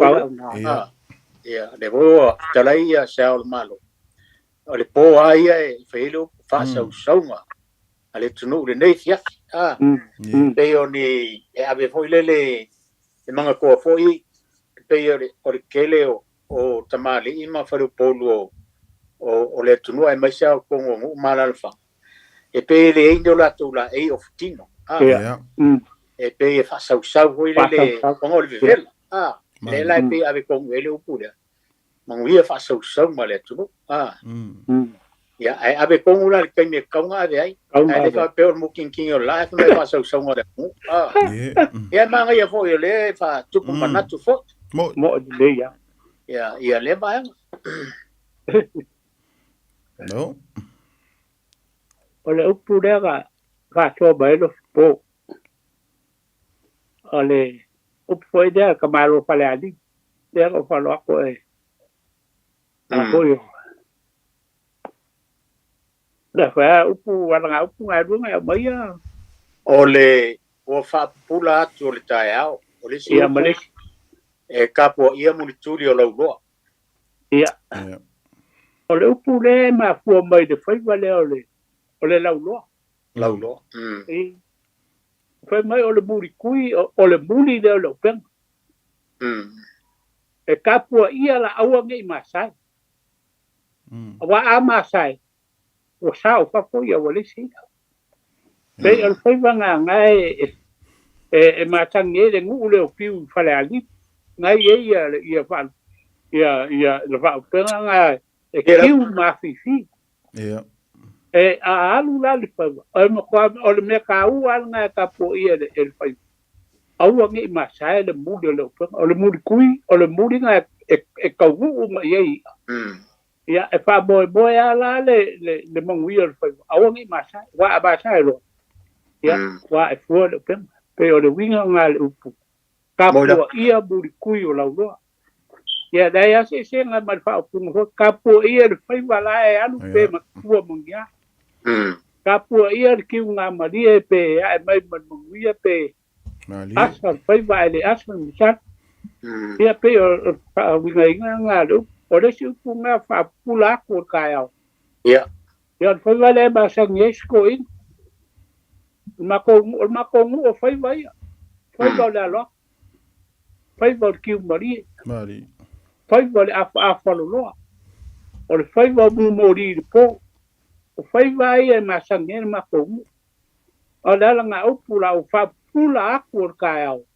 A o so lo le fu al ma ko ai mong wiel kaya ia rongo wingal o I kongo mo waile ia upula o fa pula akur kaya wa ai kuipa rongo wingal lawa wo mal malama le ia I mele o kuri o pa mele ku pa la ku ka bai ai o pa la ele la be mo mo ele o ba ri ia pe o le winga ngai la u fai kau pa ba ko ia awal fanga o amang ia lo ya na ma ngai ma ko fanga ka ba ko ia ua kupula aku o kai awa wa ai le nga ia po wa ai po ia ko kai a ia pe la u le kau na kau aku le winga upu ia na u fatu aku mala ngang parwa ai ma kau po wa ka pu e ma o se tala ku to na lo ole a tai vai po o la foi le mau e pe o le upu e foi e fa winga ina e foi le pe o se upu foi le fa no manu ia bo ia e foi le su pule tai winga tu sa male pule e le sili ta il tapo na ko wa ke tonu mo meu ole fai vale ole la no pe ona e tau ai ila ula fa nga ina ole upu e ma fai ona u fa pe ia lo ta tu no ia lo yo ko fai ia tapo ia mulituli la ulo e tapa au ma ainga ma lo ta tu no ta sile o te fa nga ina fa pe le upu le pe fa pe fa nga wa o le ani me o ye le no e o kirikiki e o fa nga tamale ma se nei tau le o no munisio mtai e o so ia a o ta long ia e fo e fa na ave le awol man sa mo tele a wisi me e nga ye le tuno e tau ia male upu le ia e fa so mai pe le tuno i upu wa batu o le aso iso la to fo si le fia o le upu le o fa pula to le taio ia le wa e ka lai mangingo o la fo ile mau adi pe o nga kasia le upu le nga e ka lai lo o male si mau fo ile a si se fai va ka po i manguia no la pe la e kai fo dinga fa penga le mau e kapu ia muri kui o laulo. So se mea e o a kapu e lea e mua nganga hoi lea kapu. Kapu a si se whaiva a kapu ia, e mangui a si po se whaiva e le kapu ia. Ia are la vera kaukai. Ia asa whaiva. E mangai a kele upo le kinu e kau vātanga kuta fo ngale o la kanga e se o mea makuai. Moila. Pe kau kang kasiau la ko wima e la le ko fa po ku ma ia ka so o fa pula tu tai a fa ngana o ke fa ngana fa I fa pe o le o fa pula tu tai o al po ia ma o lungo o tatu tai o males ia wa o le o tatu sil fa ile langi ma ma so ia ia man ko la ia la fu fa fu mai le tu e se fu la tu fa ngai na e maisia o ia man e fa pe tau o fia ia fono le ave foi meu e kalesia pe tau o fia e kalesia no ainga fa la portong ma nei le o fitala I madina vai pa o la o foi le mau e kusa ka mau na e o e famtala le upule a le upula le a suile o fa kawolo fa si viva tapu sa tele o te talia anafu ole o te tapa tu lia tata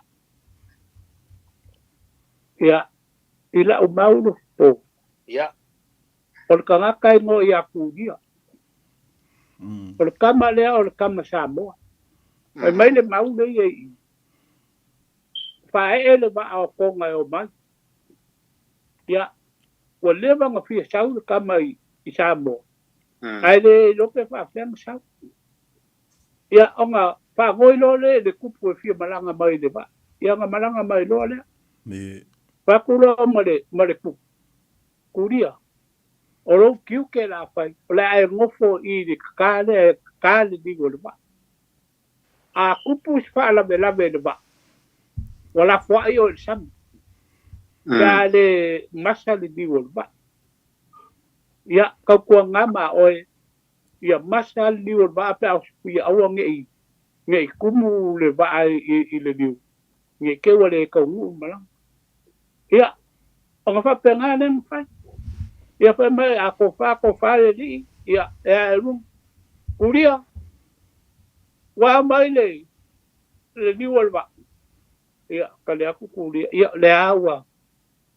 ma ku le liu ba au mangui ala ali ia pe fa pe nga le winga le mau le ma ka ko nga mo wai le upu ka pa kuria ka o ki ke ka ave ale o kuria ye ba o ka o la ga me le u o ka ya ba au ngai pa u ka ya pe fa pe ba ku o le ya ka ya ba kuria le ai mau lo di me le pa u ya pe fa pe nga le winga lai Torong winga na ai faiong ka fa ngai nga pa pe ia vai tua ia o ki ka pa ku le ka so fingalo o fa ngai ko nga le fa ngai ki ka lo ko sa fa ngai ga le fa wa me la o mangingo o ila mo voi lu ia malo pa tai le vo lai fa fong mai sui le sa si mai le upu le ia le ko manilo malama lo na fo la le fa ngai na te o no Whaonga te mam tua ia vai kua, vai ane whawhonga mai o tātou, tunu o tātou po kalame. No. Kai kusal mau ma ko inga le upu. Ola ula mau o le tamatua masanga. Whapera kala o le vaanga alu sa vai lai o ile. Ia whianga o ngā kai vai. Ia. Ia kama leo kulia. Ia ae o le kiu ke ale o le kama e peifo talaito ina. Ia ae o la ula ngā mau o le kama ki kua masanga. O la lai sa vai.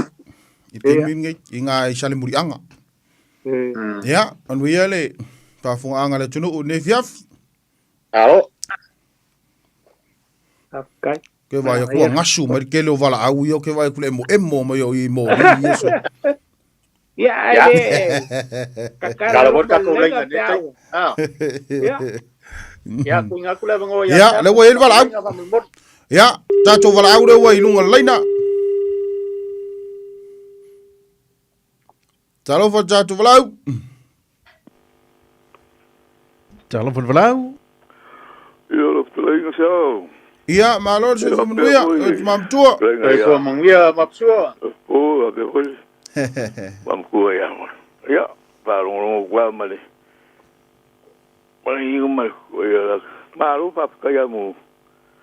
Kawak, mana buat aku pul karam. Ya, iya. Aku rasa mengaku yupu ya le mau wakil kai bile ka paso aku ye. Iya. Ya. Ya. Halo fa. Maku foi mau fa. Vai mau. Ele mau ape. O kuria. Olha figure ko kai. Ya, ora kai bi kapten ai va al koinga. E kapar ko baila ko ka. Wai lo ka kapak pa ke kuria ya oro isi ka ya kapak kuria le ya pu ngal ko bole le longa ko ngai u ya lo va ko ya kai biang o sofia ele va ya ka ngo kur ko inga el kaukai wole se e mai ka ya va pero no se sa wa kapak pa se wa fi kuria ya ka si va il dit ele va ngori ole fa pura ko kaia ya a faila o fai vale la ro ko so se kai me ai la peso longa e ese fu po ese o va fa pero la bo e ai nga se kai mi la yo nga ke ko ya la ye fa pura ko ro la o level po ka fo foi se morinti a pura ko ya yo ki kilo pa o sa pa ba ye ya kuri yo api o api ma ye la wa fa pura ko le o ka ya o vinga la wa o nga pa po le ba nga yo pa le fo nga ka kai lo pa wa le ye po le me so lo nga ese nga ko kuri fa kwa fa ile fa Mali. Ma io si vuole ko ia o ko e peole so e peole e la kilo le ile maule fo nga mai ka mam ko ya mai pua e man ko hoile le opule fo nga ma ko ka ngoa e pole ka ngoa mango ale ka ngoa ko e pole sa o kwa a ya peole kai mile peole e fa mai ka fa ka sia ar kai mile la wo le ngi mango ho e fere le ngur kai mile wo ya ku sa ya apa wale me la ma kai ko e linga ngale mo le la ho le ka wol fa pula ya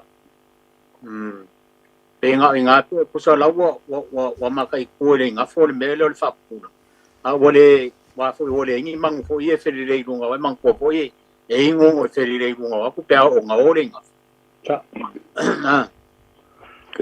e kasi nga ma o le o ki lo ko e ai manga e fo fa tu ku mana tu mai ali yo ma so e voi fa fo mai le tu no a ko fa so mai sei Wa e kuri e bangule ngafu. O ya le bua e kuri e mangule mafu. Ya la ko para ngoa ku ye laro. Bai la wo ku yo so wi la ka ku buri muri ko yo mera wo ko la uri la. Ali. Alo wa la ka la ngoa ko ya ku ye la ko ya ila ko nga nga ila ro sami wa. Ele venga le i me sota ye ho ya mangu ye la ko sami nga le pe pa pe. Ba nga e me. Ya orisi upu yo le pasau ya manguau ya que pie vole pure fa ir ma ku nga sai fa le ya mo pasau ya mo ura pa ko rosera ko ampelena o sa ka ura ya mo ura ya pele nga ru nga istifo per sale si malanga nga pega ya ali o le sa fa un ku le ka pu ku vole ira le bo le pure pa Papa, ni ora so pinga ro mo. Onga lesbi ka kuria kure ka bi hoenga. I pe la ho. Ka ba ka yo ka pa u ka ba ya ka li mo pa ya o mai ho ka ka. Ava pe maro ya au mai ya. Ya le fa pelissimo papa au mai ya. Asuira fale mai la asuira la fale. Ja, esto pues sí la. Pero se veo o va ku, era ave y ahora ya pero igual, o va ku y o ave. Yo pues se va o sea hoy. Ave y ahora yo va al pa yo nga. Yo ko ga papá le. Papi na fue para un y ko papá y po ko yo. Ai, yo la u. Ole mau ole merenga. I la u fa longo ye i tau fiu fale alu. O ka ngaka ye le ka uongi papa. Ai ngala langa papa o nga ua vaku ola ko mamalu i sava. O ka ngaka nge isa le ka uongi papa le ua ke ngie o nga ko kele ma ai ona ua u vaku i sava. Ya wale upungar ka mai kai. Ya, sungu ila la fale fa eva malo au mai papa. Le ala ko aka we lo ka ka yo papa ninga va ku sava yo le mau nga le mau ai le mo to tu fa no fo no o pa malu ye ma pa ia le na va ku i ka o fi mai ia ale le fa boy ia e fa e me ia le valas ia ala i fo le chaine filifili matawilo o ame o le au mai o ame o le atu o langa pule fo e au mai ai o lana pule tu wai ia le na mawailo na mauta o fili ma puletu le mauka leo au vaa le ala ua fai ngoa ingi le mauka le fai mai na tau wilo ai manu o malo ia o le maula ngā leo kau fie au ia a maa kou i oi fale alupo ai o le mau ngā leo ki whanonga le mero le pāpā e whapelka lai li ka ua kanga kai ongi pāpā ai ngā langa ka o pāpā o ngā ua avaku isa vai o lako mamatu o le mela nga lele o maua le po le a kongu le wingo le upu le papa papa le nga le ka kuria ma lo va ta ya pero le wingo lo fam ka unga a ka ma lo au mai le au ya kusanga le si papa a mai le au a suida la fa ya pero mo wingo na ya pero a veces la kuro wa ma le fa lo ma fa ponga le su solo a veces le au ya le urbo yo a ver o le au a subir a la fare o le mero no si le ko pela o ave ai so ge kwa de talai po papsua yo le cha ko pai foi le sei avaku le ke le ngal mele ta le ya sia Ide yengi pa kala pa solo pico le mo el kala ku ol ba o sabo. Ide yengi me ngi pa ya sabo ya soia. Yengi me. Ma ka sia le me nga yai fa mai a fa e tua fa kuia kua la o fionga kuia ku fa e tua fa mali ko la o fionga mali ko la o fionga kuia ang la o fionga kui maleli pang ele yengi upu pa ya songa menga tai ai o le melenga kalngo ye i kaua le fa nga pong ele o be ai papa le papa nga be au ia benga le la fi ku de ko sili pa mo ese a papa me ka o papa ese au o sabai la ia au o polu le ia papa nga fa papa i ko lua kame lua fa fini mai fa nga o mali ko ye kenge ye ko lua o nga ko i kele mo va tam tuari papa fini nga lei fa mau nga ale kala ku o sa mo mai vau pero menga le ko e sumu ile ala fale aveo a wa el fangu ngo foi pa por pinga pa maunga lo avele le ao ai ku sumu ile ala fale ba fangu fa pinga de malo ngo foi mo pa nga ku we mo pa ai ma tu ya ko so ya ku de mananga ngalon ke ale si lo fi ma pio lo kala le to le ba ya ku wow, o le winga la o le kingu. Be apa pe o le wa be si le au. O pe la be ia o ia ngai mo inga pa pa maro o le mole. Pa mo inga le va le va. Ia o ga ka kia ku gai. Ia wa foi la o nga va ku sa vai a mapsu. Ile. Le mo pe a. Le mo tale i. Ilo baya. I ne yafu le vai suau. Ia e fa peltala nga avaku fufu ye wa ia nga avatu le o le moto to mai tai o le la wa I uma pa ia mama e kusala o ia nga avaku sala fai ia o le mauar nga le ka awa e pe o le kaua nga le nga fai kusai e pe avaku le o sa wa o le o me nga avaku le ala I mawai le si moto la o ine yafu le vo ie e to ina na e fio el motana o le vai suao ya o nga fa pena ele foi fa pele mau o le vai na o le valas ta vatu fufu ina au au ba nga ko le rio pa im ka wididi e leila se simeng ave na ave umai I le moto na falua ya o le mau na le tau fia ya wi e lava mal fa lo mapsua ia pa tai me si le o ma kai va so mapsua fa pero o I funga le vai puaro I ia ku le funga ke va mai ka mai kai ma o ku ia ku wa le vai long ka ma ia fa kai mo le no ma lo la fa kai le fa lo ko mo magi na ma na ia fo so no nga na mapsua pe a fa umi mai pe fa mtala nga lo tala e pe o ko si ole upo ale ke fie kulkulia ole ale me ol papa ia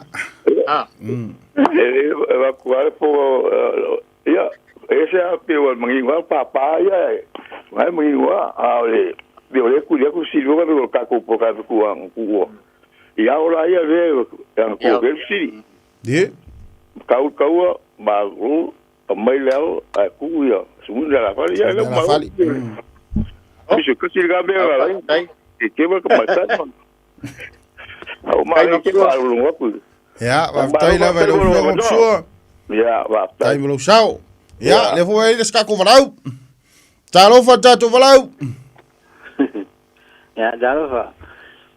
ya talo fa lo talinga pulele ite talo fa yao lo va hot mam ko ya wa mi se hot ko nga sa deula ya alo se ko alo ba wo no pule I fi so so nga ku upunga o le upule o fa popula ko ka yao ya e upu lua e fa pea o le ka fa popula ko ka yao male upule wa ka ali ile nga for ka yao ya mana ya usala o le upule o ka fa popula ele o ka ale ku lunga o la ka wa mangoko le nga fo o le ka ala nga le aku fa popula e ka ma feliuli wa ma ku o le ma alo le aku a o nga ngali liu le e fo e senga ia lo ma alo ho nga o le mela nga ka o ka fa popula e alu le aku mo pe feliuli wa fa liu lunga lo ma alo nga ila ngala pe mo ai ave le la ngai pe se ngai ia ngala o me la ngai ka o ka fa pupula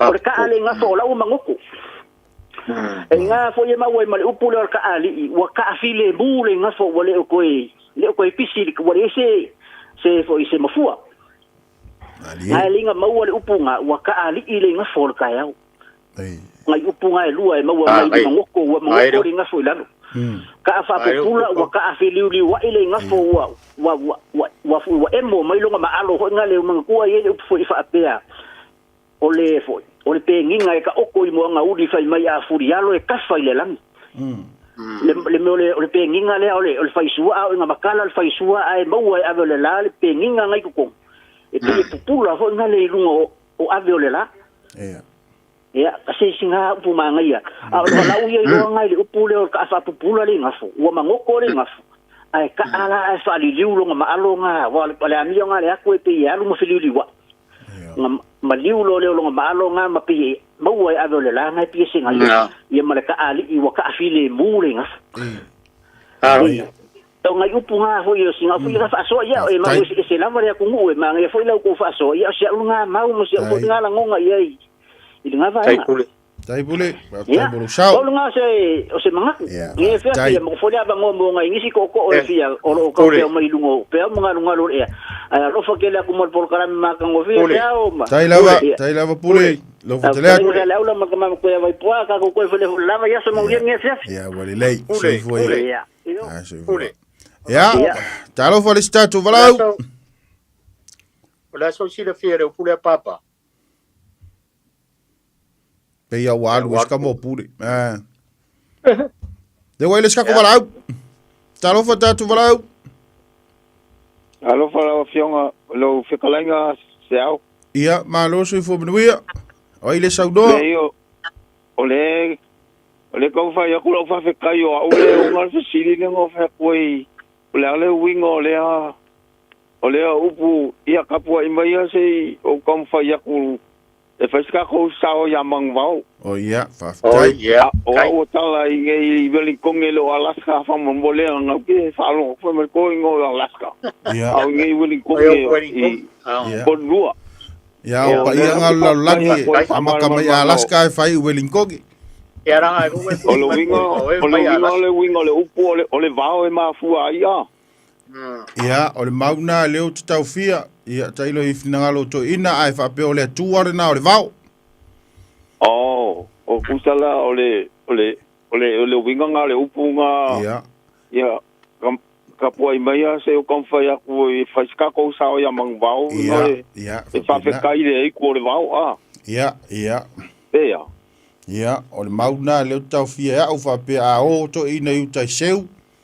Ia, pe o fo i tafau tua vau. Ia, o le lato, ia, o aso ia o le whapau to ina, ia e whapea o le talo na e whai mua ai le i, e ame mua le whasao ia manu vau. Ia ina, ia sao mauli ta whaunga, ia meise o le tangatia po le seunga.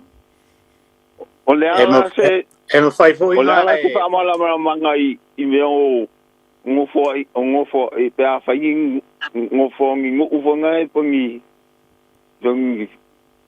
mi saufainga ngi makai ma la se mai ngai pa mole se apala inga foi le mole mai kai bingi ole mole le pa lo mo fa mai pe la unga le la ofisili foi a kuanga fa mole la ia vitala ilo po sai ole upule ma sangi foi onga fai si matai pe fa pe ole makasau ngi ngalo ia leva pe ia la moska ko fa sao ya man wa na fa pule ya sungal tau sin tanga luenga makar ka ko sao nginga ya por pa kele foi po ya na sungal toina ya sai e ave le wo fika lai xiao uso le ai ku foi le levao ya waso nge wali liu foi le ave fa ka ua ya wa ave i loka ko si si ese le wa e fa e matai lo ole amo moska ko fa sao ya man wa la foku la fenga luenga e ka ko sao ninga pa marma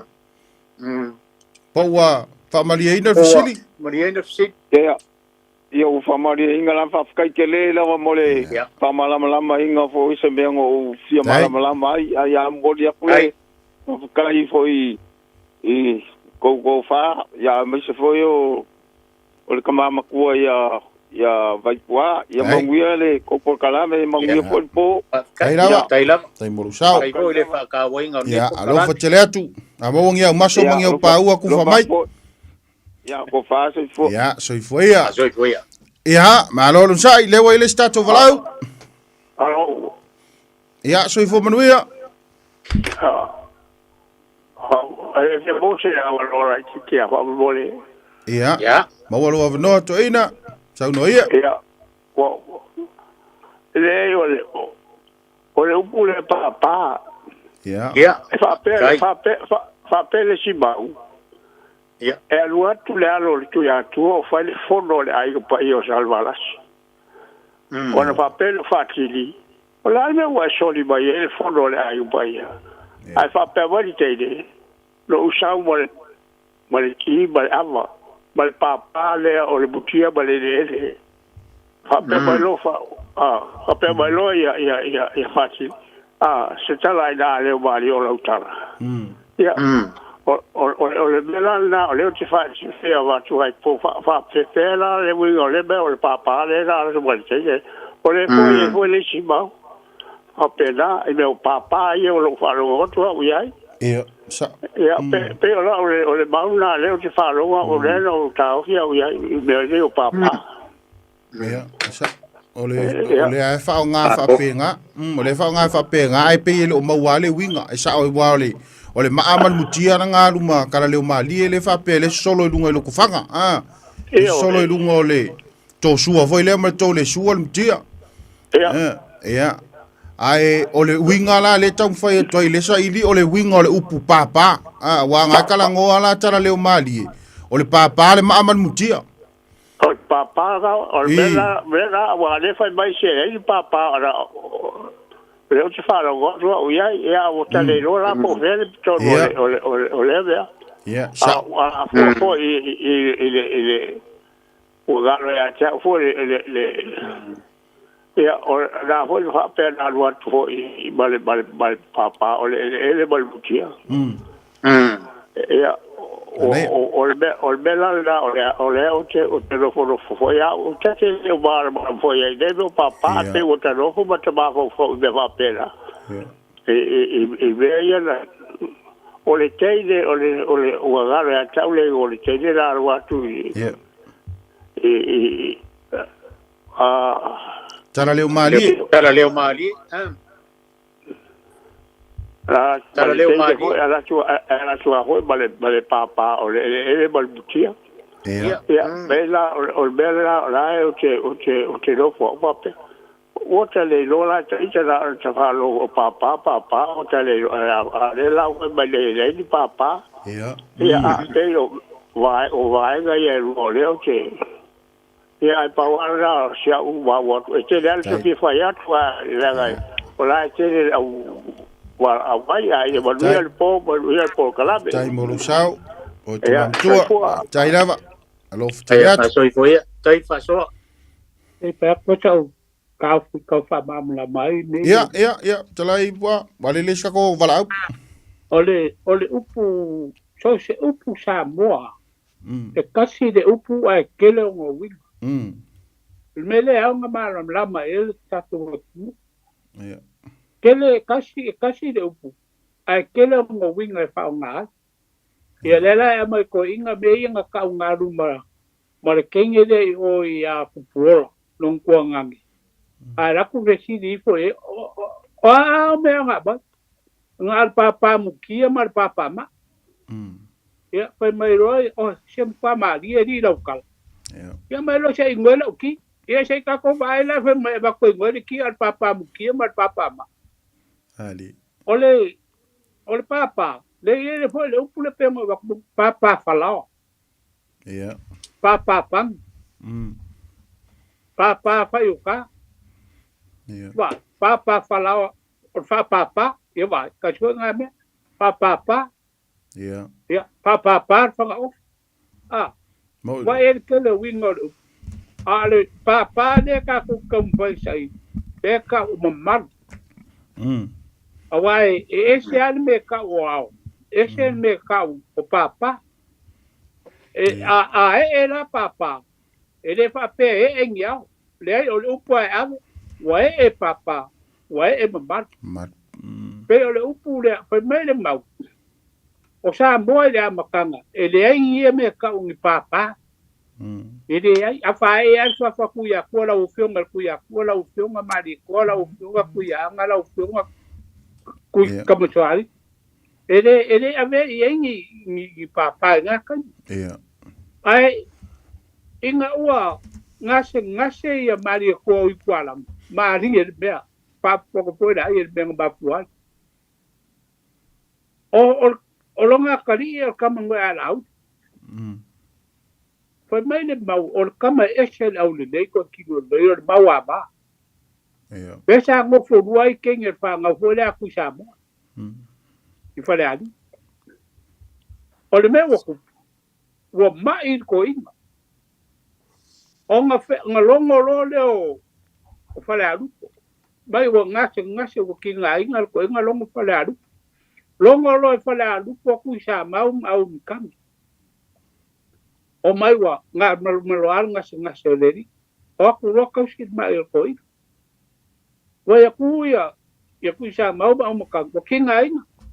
O kwa foi mo kwa o I ko ao a chaule kidi ia la audi a fa ya ku la audi wa yo ko pe pelo lo ko ma ele ma o le ma fi fa ya va ya wa va a o le yo le ala wa ya alu lo le kidi nga ko di wo ku lo ya la audi fa ku ya nga va ye ko o ma okay, lo ai ke lua lo fa ma o ngia ke mo lo ma. Ai. O ai se o lua e ofo mai. Ma ke o ka ai ko fanga lo ma. Wa kala kinga ai nga mai nga se lo ma. Ele uma ku le upua ala uri e fa pe mai le sia nga ba. Laudi ke lo fa ma o ngia o. O ke o fo kwa o ka ke o ka ai ko fanga lo ma. Pa ku lo ma wo le dei.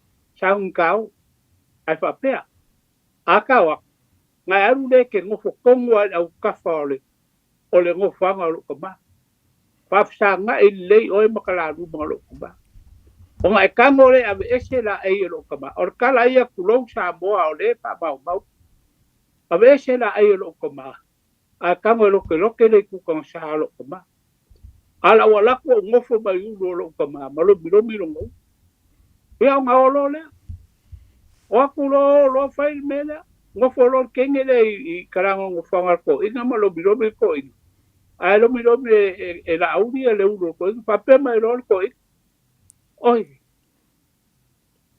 ne yo ya ka dia ku lo ko sima o la audi oi kalo fa oi ne yo o ka kali mai lo la audi o le sia wa va nga wa mai ka yo ko fa pa mai ro mal upor ko oka la udi ko a o lo ale sa pa ma o ni lo lo pa ya pa kai wa ka dia lo mga me ku sa mau kangi man malo la ko si ba kai kasim ko fo o ma lo si lo ba o kwa manguia ako ko lo ba dili wa ku lo ya maria ko para ni fa ku ya la o fam yang nge mo a fa ngau sau kama maku sau ru bakua yo fa ali de su fa ali se de su o fa I donga nga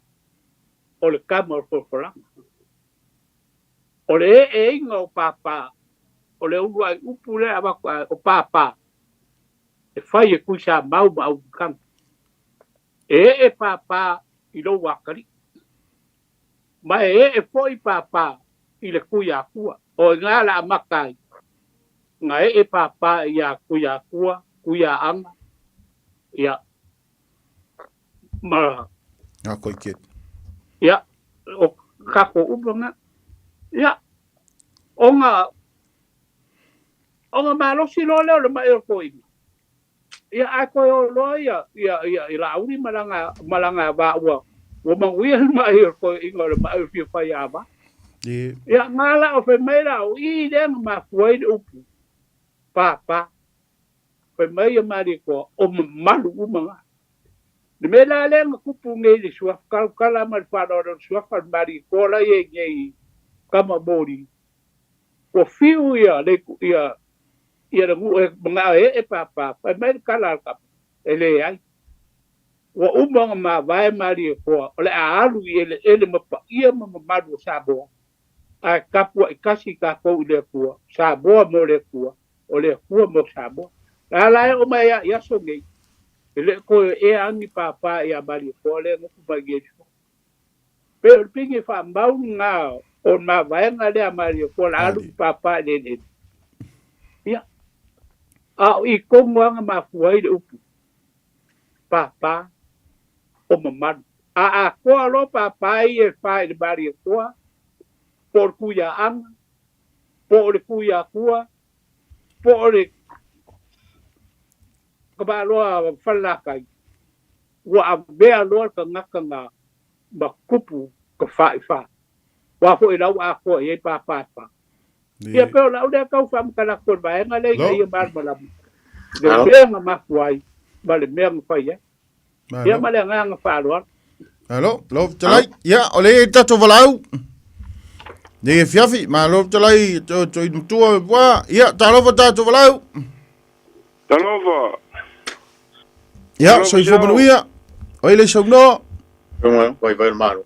Ia mo voi la mo fa so kwal ka ko por kala me ni fiafi. So formanuia. Ja, bo mai kama. Ma lo so formanuia e. Ia, la talanga vai. Malo vai kwa. Alo. Kau nga fai mo sa sala la uri nga la nga ngo akia nga oi va so dan kia. Down lei oi. Ya la. Alo vai. Mo so ya ko por kala me va so kia ke va ku nga ko hinga nga ku mai lungo ko foi mala ngo. Ya, ma wolo no. Nge fiafi. Ke le afi ngo ko nge fiafi. O le fasili foi lele. Ole ale me ka o papa, ole fa pupunga o mamalu. O mamalu a upu foi masanga yo sa mo se e papa a kiu yo fa langinga. Se e mamalu ia a kiu yo fa langinga. Ia ole sa onga la nga fa mai ko inga nga ku. O sa mo ia o papa ia ke pe fol menga mo ngi foyo.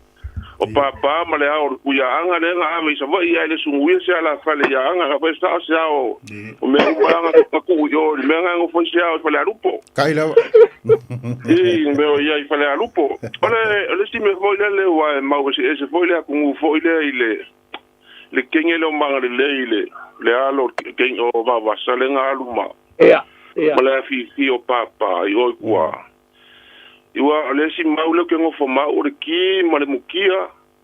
Ia male ele. Lenga lenga muale. Lenga lenga muale. Paru penga foi lele o kua ia kupola o le fol papa.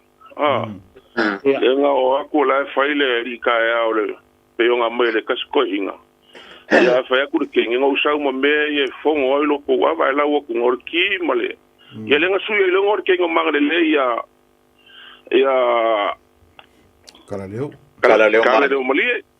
Ya man ko bola ma va nga la ing pa ia fa ya kalaleo malie. Afa nga usa kama fa ngo ya fonki manga kuwa ya. Me nga sa mo e. Nga le nga ustu ya ko mo nga ku fia ya kalaleo malie. Fa nga fonki ko pe o ngai pinge nga e ka uma ko foi le langa la ka uma se foi si ar que le foi o mau que no fingo que mo ia bele le mo ka ko e mong foi le sa ile le si upula ngo fa ko yo le a mangu vao su mo ia sa que au ko le ma ko se ao e kai pe foi o le me foi le nga me ma pusua mo me i ma ka ku sa io i ma ka ku sa ngo foi le ai ku nga ka o o si ula pa ele ngol na ai fa pe ai nga ka ya se mo me mo ka ku sa i wa ni fa ya nga du lo se malanga nga i ku se lo nga fi mo ka ku a vese sai nga ko inga fa ya e pa le ngia manga ya le si mo kala le ka fa lo ko ngai i kaile I kai le moanga sau. I kuringa aku. Ia sa o le lei. E foi le si upo e fai o kau kai poko e wha ngoka le mafua. Ua o isi kau kai e wha ngoka le lau amang. Ia o kau kai poko ai e wha ngoka le mafua ua e kuli e aku le mafua. A kuli e mangu i ak. Ia pale lore vaole o kau kai fo ile ingafo. Kilo sao ar kau kai polare mafua le kuli ak. Ia kilo lole kau kai mafua e palengi ma pale le laungi pole ofe. Ko sao ale o pale la lo se kau ma mafua le kuli ak. O ingala mo wai ale. Ngai mo wasi vas fai upunga fa po kala kau kai poko e fa ngoko mafua. Yo sao pupurga e fa kele mo por kalame. Vai. Oi lo fi pova mo lo ke fia mo ngo mela sko ngoka wangu pe aku sai mo lo finga ngalo. Ai ku i foi lunga ya ista ako le ngo mela sko ngoka wangu ke fia mo e ma como ka pe fia fai mo fa lo mo ngui por kalame ngai via. Ya. Colega, se foi a vai. Ia lo fa ku se ao ma mai kwa ma po. Ya. Lo fa. Puxou. Ja, le fo wa ele ska ko valau. Alo. Malo se vua. Talo fa ta tu valau. Se vua manuia. Ja. Tai mo leva no. Ja, o ele so no. O tu mua. Ja, ma wa lo no tu mua. Au tai mo. Ja, Au tai fo. Tau pipi ma watu i tu langa wo o ele tatu fa so le upole. O le papa malona. Ja. Malona mafuanga. Ali. Ele sala se langona mafinangalo ua folosia. Ia o le upu papa tai winga tutusa ma paia ma malu ma ululunga o Samoa. Ia ia le fa sili a tono se fa tupu manatu fo imolata tu fa so. Ali. Pe ia se fesota inga o le upu le o le papa. Ma le tali tonunga anisi fo io o le maua toi ina ia aso. Fai mai a o ina fa e papa. Fa taita inga lao le taimina fa ia le te fai fa ia salmasina. O le maua sio matunu e fa e papa i maunga manu au sala. Ai luai ia le lefu le to i lo tufanga. Na mafu ai ona maua le to sua i sio matunu. E ele maua i sito ina va pe a o nei na fa e papa maua lulunga. E papa fa itili e lulu mafu e masofa le ele. Ia pe fo ile le wa o to e tau i lo mafu fo ai a tonu e se fisota inga o le na tu o le vai tau fo ile le i ona po ile taimi fa e papa ia male upu le wa ave tato i pa ia mama malu maulunga ia male ngang fa alo a tonu e ma wai se ai o le tato fa so male ngang fa alo ma na ia finangalo pa tai te le lava ma lui rene viavi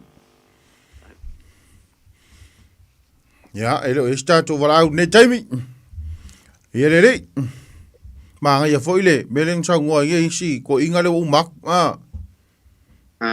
mai vo sianga mau a ko ngoi lo pole me nga le inga o le papa o foi kili show le sami ia e mau se le tuno e pe malifa ia manatu ia o papa o malu mo pa ia maluma pa ia o le tangata ma le tangata e lo ye papa vai mai le o la wai ye maman ia pe fu ona ye tala tu talinga mai ia pe ona ye sa mo ai la fo yaso viere ne fiavi o ia fatalai bua le bene la bai skoiga le bai le bawa skoiga le ba ai Anga wale lava Chicago kai. Ia. Ai au dia le bai aso le. Ia le o bakua le. E kala anga fai engo papa le mariko. Mane. E kala e kai mingi.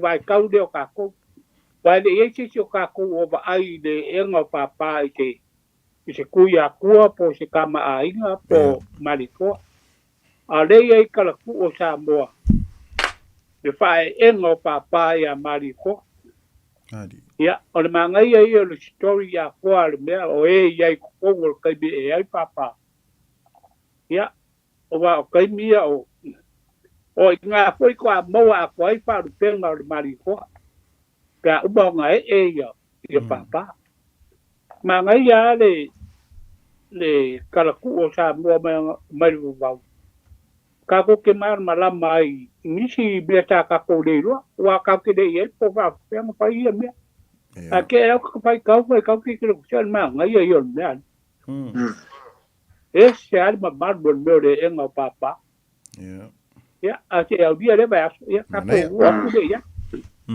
le vai o le se umi vai po la so si le fia o le umi yo pe ku la ma le af o ta lo pe a ko ku la ya wai ku ngam ka u ma nga ye le vai fo ya ko kala me o le vai as ya wa ngo fa ba ko ni ko fo ya awan fa pa ya bari ko ya yo nga fa sa vali do le ko ya o ma fual ves o lo fit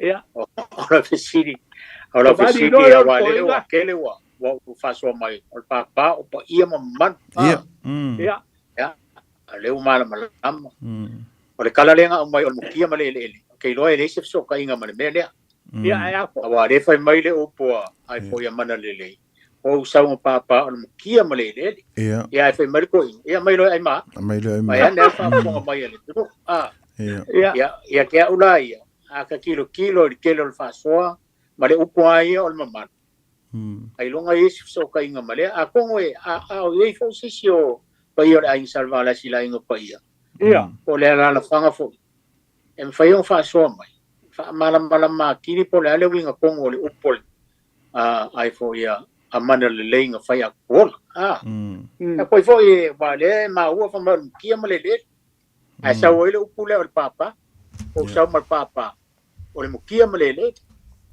ai aku mai la i papa ia le o fai i kamai o pa ia ma ai aku la i le kia ma le ele ngi ma mali fa mai o le man mukia ka ko fo ile ka ko la ngo fo ile mea o le ma fo ile upule al papai o pa ia ma ele la ba su le la ba ku la ka ga la a fai la o le ba ko papa o pa ia ma e fa fera nga ai pa ia ma ka ko fo le ki yo wa kala ku ia de e mo ile tu esa ya ako e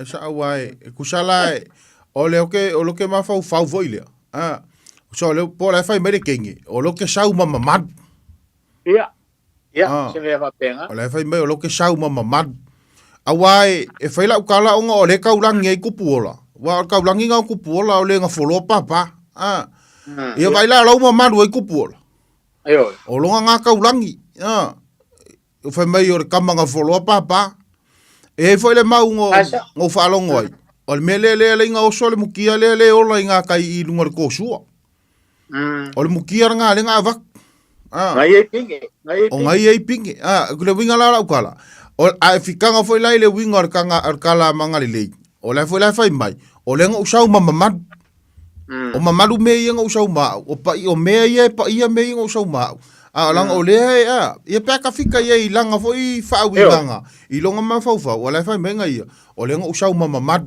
papa ia me ia se pe foringa me fa pe nga foi le nga ngor kenge ia anga I loa wa le ko su me la ka ngoi manga le ia se ko fesidi o ka ula papa ku so fa ku sai I le bukia ma le ia pe fa pe nga pi fa pe nga le me la ka ngoi I kenge e wa fika nga ye a fai o le wa saur kenge mama malu ia e wa ke se e ka avelo ma fo le ko nga me fo ngale aka o le ka ke alu molo ka oso aka alu e se me fo ngale e fai mo ka oso foi ngali o la la wa la ku le kengi e pe o so nga oso la nga sa mo ngai a le fe me lang kala o papa pe u fa pu pu nga fe mai o mamalu yang o sa ma ia ilonga nga ma fo fa wi la nga ilo ai awa fai la kala o nga le ia nga i mea ia o pinge ia o kala le mai mau peanga a ko mai se mau o le mea le kala le e sa o nga ngai vaenga ai le o mau le kala a ko o le e kala a ko le mea le ile kengere o manga le ai pau fo nga si mea nga o mau ya o ia o le mukia male afu male ele ia e sa ola male mea le ki ia le fa ngoi fonki ia se vai le o le mo ka ki o fala nga mea le uma malu ai fongo ki o fa ngo ai le ki e se ka ko vai le ile maka ki o ia ko nga mea no inga le nga ka ua ile kenge mea ia pe ka fika ia ora vai me kenge o ma malu me ia o sa ma inga nga ka ua ile kenge mea ia e lewa ma we se era tu no ka baile ba ga yo por kala ia e ko ko ya profito de sia ka lo so a lo ka ma a ruages ka ma di ma ko ba para ko papel ang sa uma o fe a rua fio ia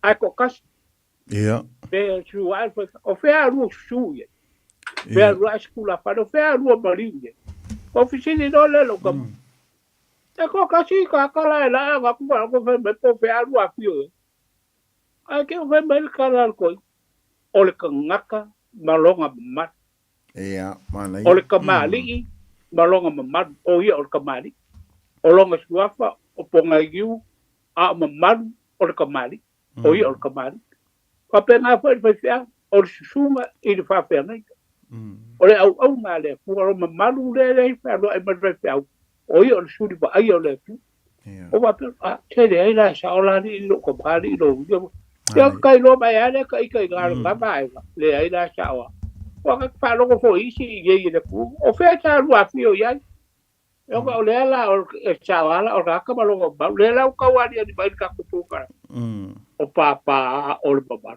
ia mana ia o le al ko ga fa ku ga fa ia fa winganga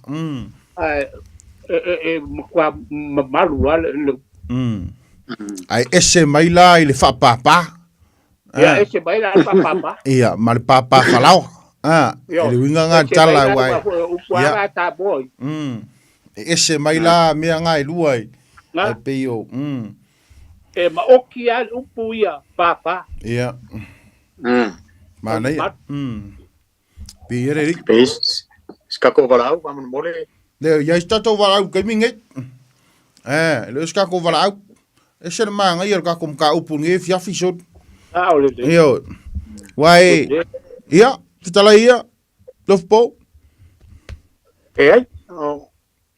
pero que es ska ko varau ia ele ska ko varau o upu ia ngau va la fam kala ku le upu kas le upu le fai o le tofu le fanga o le api o le fanga upu le fai le mana ia fo ile o tu ile maanga le ile afi anga wa sau ia o sasina ma opo ia e fa petala na o le tini o tu ngā lei o le tama paimala fai i a opo o le tama leo tu le maanga ia e suli mai i le tangaloa opo o le teine la o tu ngā lei na fai atu i le sā le tama o li a vaa ia na usi la fia o le toa fo isa ia i la aso o ina mana o le tama i se teine ia e alua ia na au ngā moenga ia ai maise o ana moe afa fa pera kala nga fa sa ka malo ke ngele nga fa tu ile sa te malo ya tu nga lei ona o lai fo le tu le manga wo ye lo e ye le tangata le fa mele sa le tinti le tu nga lei o yo ya tu nga lei o ke ngela le ku nga lei masani o na lu tu sami nga tai o le fanga la nga tai e ngofo tamalo tu le manga o mantua la le faile sa al tamo li a va ali teini. Ai alua tu inga tai. Alua tu usu i tamo tu le maanga. Ia po ua sofa fo tama tamalianga. Ia ona fai ale mama sani al teini le alaku e uku vai. Ia alaku ia kaua ku inga kai le fanga la i tamo tu le maanga. Ia ona latu lola ia leo le teini le sias. Ona fai lo leo o lana tala tu maanga ia tu ngā lei. Ia alui fo e api mai lungo le fanga. Ai se ia utofu ila lo le fanga e mai so ngā pia. So me sei ia. So me sei ia wanteini o tu ngā lei. E tu sala e fai uma mea ia le vaenga ia. O le fai malelia fo i lea o ngai mafaufau. I se taimi e sosopo tu aili a va. A fa pela e tofu tamo le tamo tu le maanga i lalo le fanga. E su e aise ia. E popole fo i le teine lai lunga o le fanga. Ine i e ane. O lai lunga tu le o lai lunga li a va ia tu i le teine o tu ngā lei. Usala a alu tamo i lalo e tofu i lalo le fanga ia le su e se ia. E popole. A ea mai fo i lunga. E sau fo i lunga. E sau e popole i te ua ea mai po a i lai lunga o le fanga. Pe sau o la ua sau fai a kua di kamo di a va. E mawaila le upule le tenu. E fai o le tofu i le fanga. Ia a o le api le fanga. E tofu le tamba i lalo a lai api teine i lunga. Ia o le whamalamla mangana o le upuna i nei fiafi e tawalunga le tātou po kalame. Ia wa umafo le tātou taimi ia wa le wawai aku o le afa le iwa. Ia ila tele man whaaloalo taua te ua ise me fia sau noai o luo to ina. Ia wha umai le tātou po kalame. Ia, le ke bea ka ke barako kai kai ai, kai bai a ka ko patua. Ia re. Ia. Manatu ho yo le ua. La mala mfai tātou tami whātulanga i le tio. Ia, Samoa. Ia ele o ia mai puam, se au ma tō whāni kua ia ki pea se atoa. Tātou lawa ngā luenga e whai whātasi. Le alo tō whāsoa mai ma su mātou manako tātou vena. Ale maulawa al por kalame. E foi ana o mai te mamu kua ia vai puam, se au ma tō whāni kua ia ki pea. E taufi e se ale tunu. Ma nei hol tātou whāsori nei fiafi ai a vea fōre nei a wanoa tā ua mai puam se au pa te fōi pule ngā leiti o pa whonga mai fōi tātou te mai a tui pea i Samoa o le aso o tai au o le aso tofi o le vai aso nei ia o stasi o tai au maha o lunga i tala wha solpito Samoa e mese o le Kalesia Katoliko. O le whapaiaina o le kionga le aki e o filifilia mo se tui. Ia o le sauninga o whalongo e saunia i oi tō whamau e a whio anga tualu sala e wanga mai whale whape po sali mani anga. Ia o whamani anga lapa tātou Paul Kalame mori atu o ngā lofa ma tātou Paul Kalame e le whionga le aki e o filifilia Samoa a pia e whionga i a mo se tui. Ia, tawina i alo whangia le tua le whamoe moe o le Kalesia. Ia, e mai se foi o Samoa, o talitonu wale nganga ma whamoe moe. E au fia uma Samoa i lea whatisinga po le whapaiaina o le aki e o Samoa filifilia. Ia, ia i le tua i mea uma. Whamuianga mai le tātou Paul Kalame o le wau filifili. Ia me se foi stasi o sui o le tātou Paul Kalame tō whānu tui atu i pea. Ia olo awai Samoa i lea whapaianga mātang o fie. Ia mani whālo alo Samoa. Ia o le tātou Paul Kalame le nā. Ia manuia tele whāsausanga re nei e fiafi, mālolonga le fiafi. Tai au ena. Le eva i asu fau, tātou au dia i le lofo le tua. Tātou whiro e le tātou Paul Kalame. Ia whaasoi fōia Samoa re nei e fiafi. Ia, soi fōia o loto ina. Ia, soi fōia mai puamba. Ia, soi fōia. When you shake up, I'll bring you some more. Loa loa mai, washing she mai. Radio Samoa, Radio Samoa, Radio Samoa.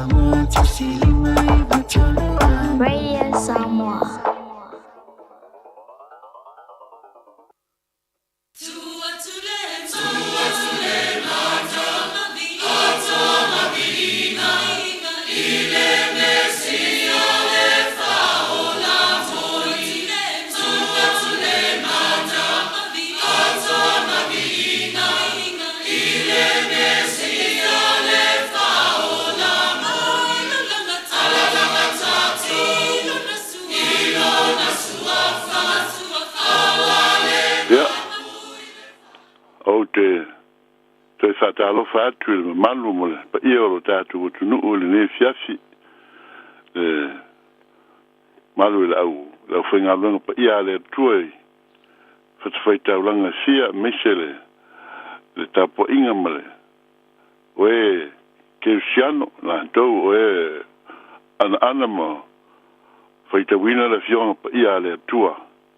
Whatalo whātu ia la tu umalawa pe ia whawhengainga o sea o pātele o tapo sa mese foio o toi ino te akono ma whailaunga i la tu uma oe mautofi o te whatalo whātu te nganga whaloalo e le nei e fiafi ma lo lawa le soifua manuia ia umahai atu fo ele po kalame pe o na iaia po kalame o le wawhitfili ia ma tango fie fo ia i file ngalo o ta ma pe o na ia le fiafi ia e au ngā vaenga umalawa o soifuanga nei wa le tātou te i le lalolangi le nei e mo mi ai me uma ia mo le sila fia ma ia tātou i loa ia al nei teimi ia o le arresto le ola ia o le tātou mafo faufu i lea i le upo le atua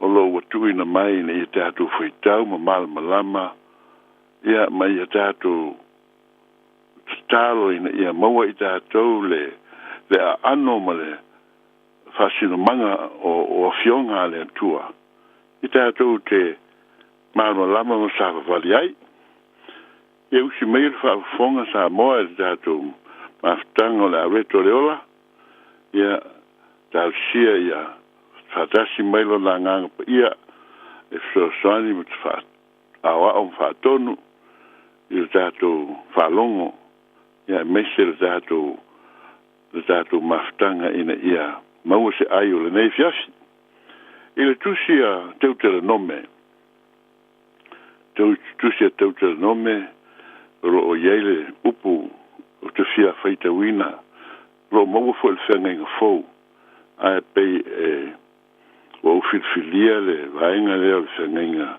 tuai le tusia teutele nome mta upe valu ala o whaitawina le whaiupu le tolu e leo le whaiupu uma e tolu o lenga muri e lua le whaiupu e tolu ia ma le whaiupu e wha ala a e whaitau iaina manino lea i le mafuanga o le whaitau a toa e le whaiupu a na sawahenga ai whawafunga au ieilau tuspa ia na suela ia te utele nome valu sfutolu pi ia ma le luf ma le wha a perfei upo e tolu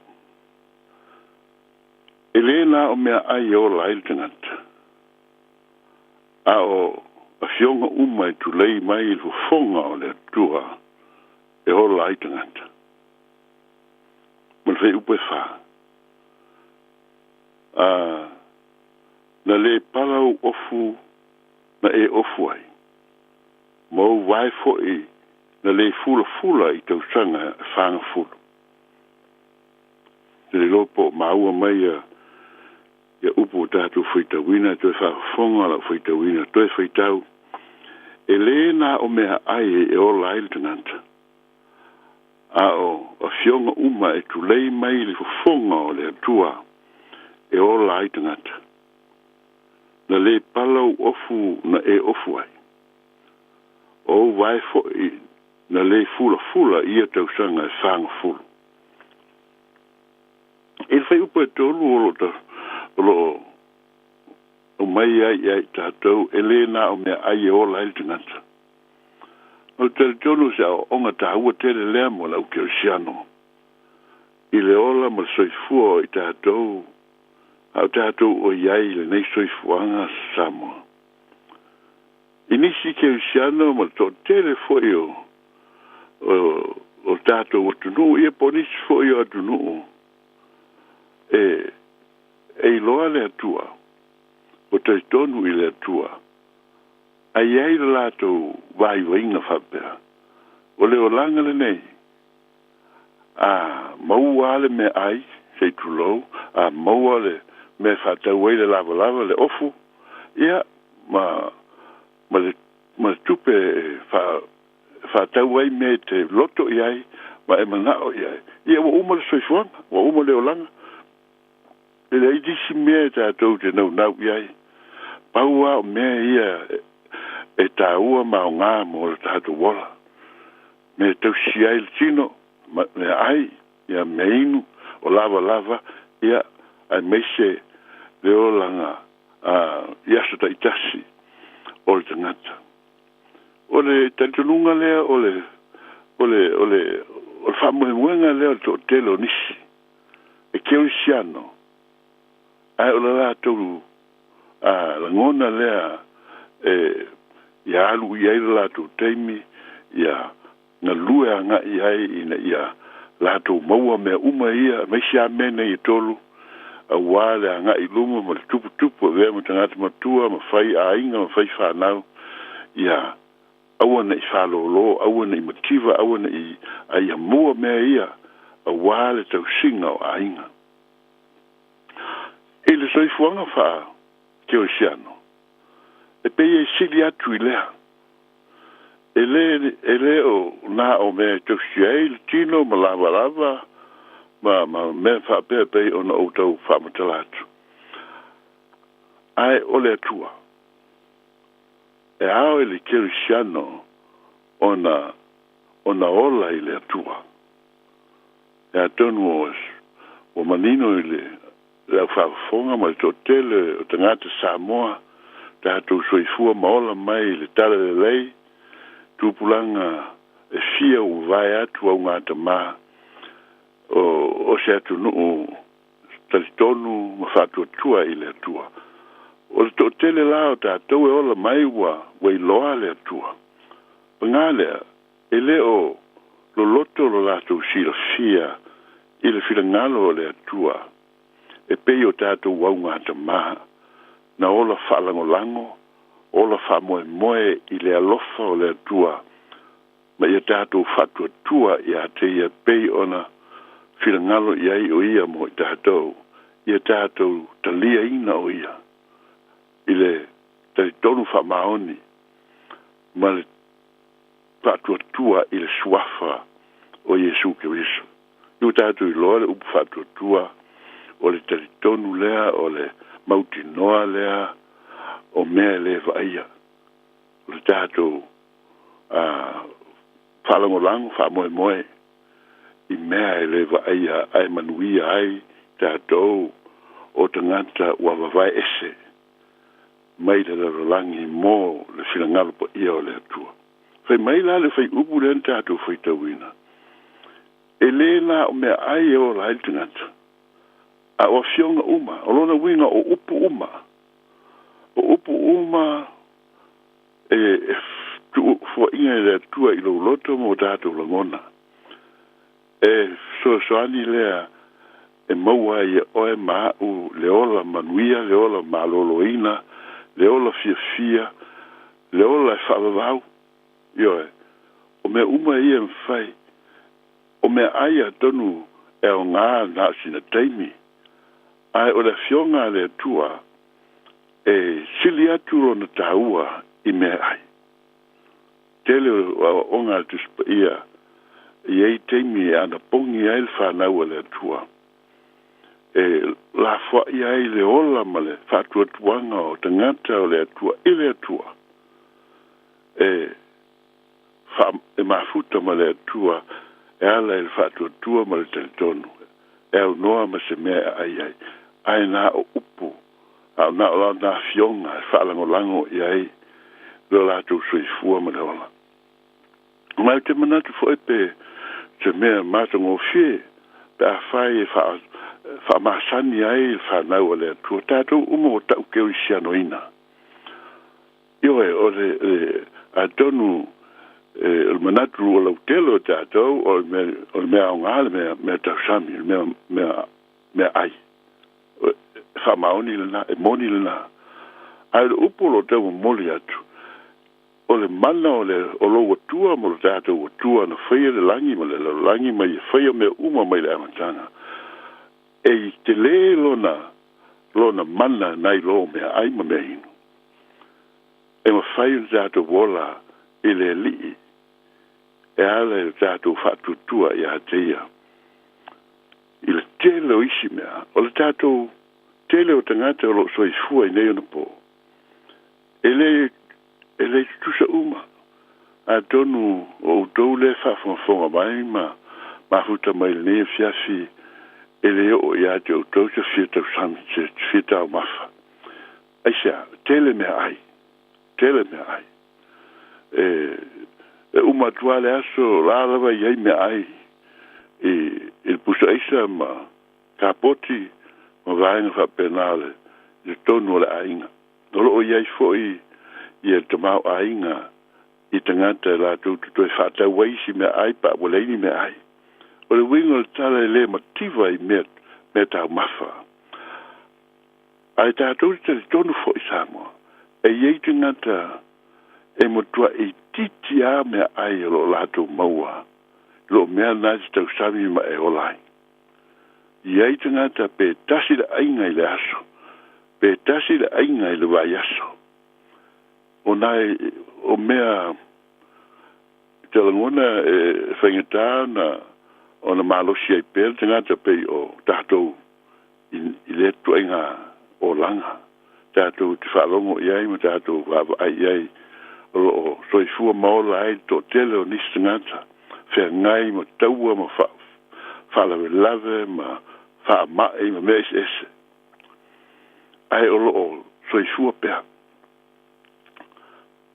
o le winga le langona le ni fiafi Samoa ina i o tātou wha masani i tātou wola i le upua le atua o le tele le fofoanga le atua le langi nei mai a le amatanga o lana fionga na whaiai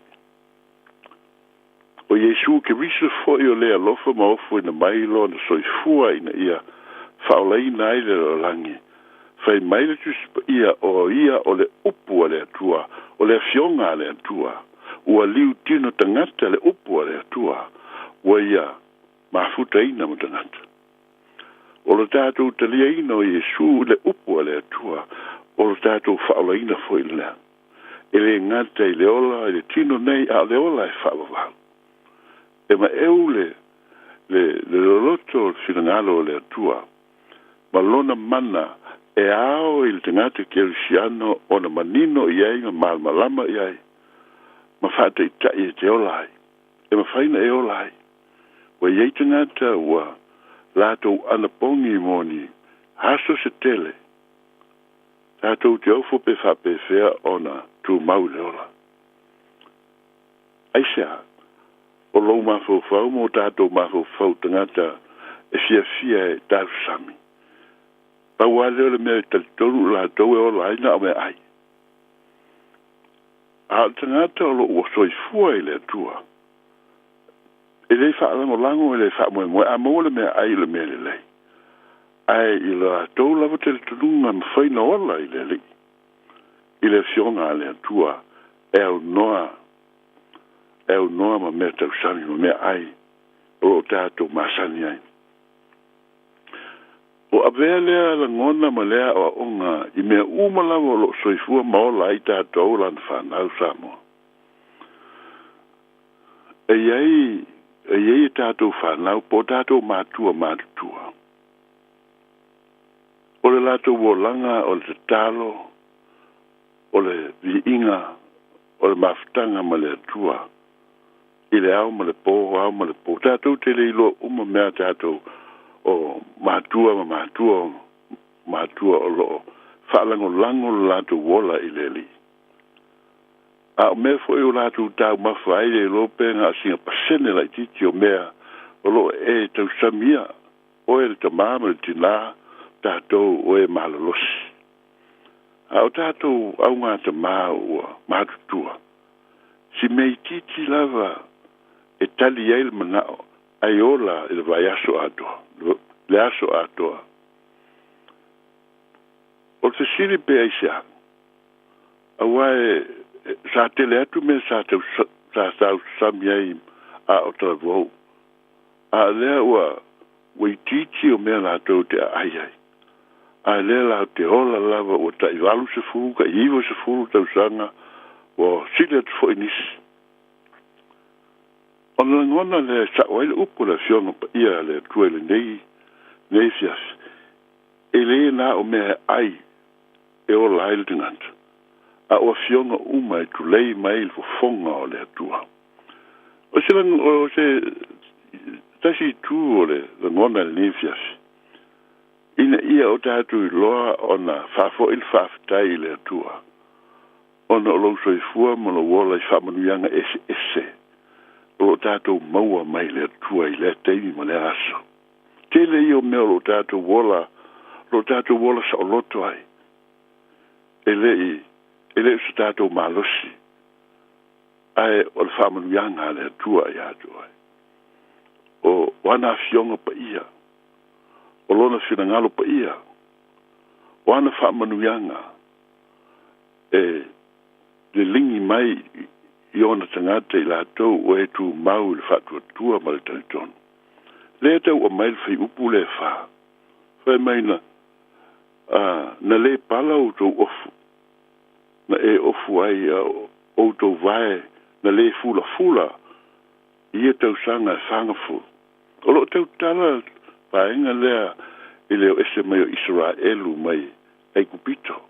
Fai mai ala tala sili atu le 3 miliona tangata. E whaatoluina pe whaaina le to tele o tangata Samoa I Samoa. Ta maua le numero pe sili atu. Samoa le a 4 miliona. Ai o le tele tolunga I se meo le 3 miliona tangata na o ese mai. Ma ai kupito sa no polonga ai I la tau a o ese mai. E lona winga pe kai whaase furuinga tangata o I Samoa le teimile. Tutusa ma le numera o tangata Israelu na o ese mai ai kupito. A fe mai le upo le tuspa ia. O tau lava ia na lava I no tau o ese. Le nei wa fast food tau sanga o tau o ese mai kupito. Tau te rei tue whatau anisi ofo. Tau te rei su ia fo inisi ofo e sui ei o tau ofu tuai.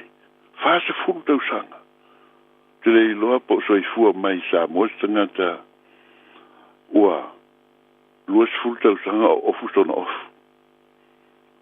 Ngā tangata e tai tau sanga le atore lua tau sanga o sia I uwha ngaisi ofo. Le tele lava o loo lava ai o tātou tangata. A whai mail tu spa ia. O lea lofa leo lea tua, o la nā fionga pa ia lea. Nau tau o ese mai, e le isuia o tau lava, e le pala se lava tasi. E le fast food tau tau. E ofo I lau tau vai se tulo. Nau tau sava vali le fast food tau sanga e le vao. E le eise vai na fula. Fula. O na winga na uto sa vali o to se vai mo sandals, se vai no to se vai the fast food stuff. Ele tu suia. Ele ia se fora lo a mena mai ka mai se shopping center. Suia se vai. Le ai se me. A ofu ai na lava ai ma olai. Ele na me ai la e olai tsan. A o tele o familianga le tua. O lo whamanu iei na ai le lalang. O el ke siano. O el tia kono, ta maale ki nā. Wa e lau ta avale wa atol tau sanga a ver fala insinia. Wa na se manatu lata mai. Ele a ver wa el fala insinia, le pei o isi tau sanga koi ki alfa fa.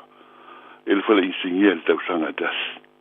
Ona o mea ele anga el ta avale.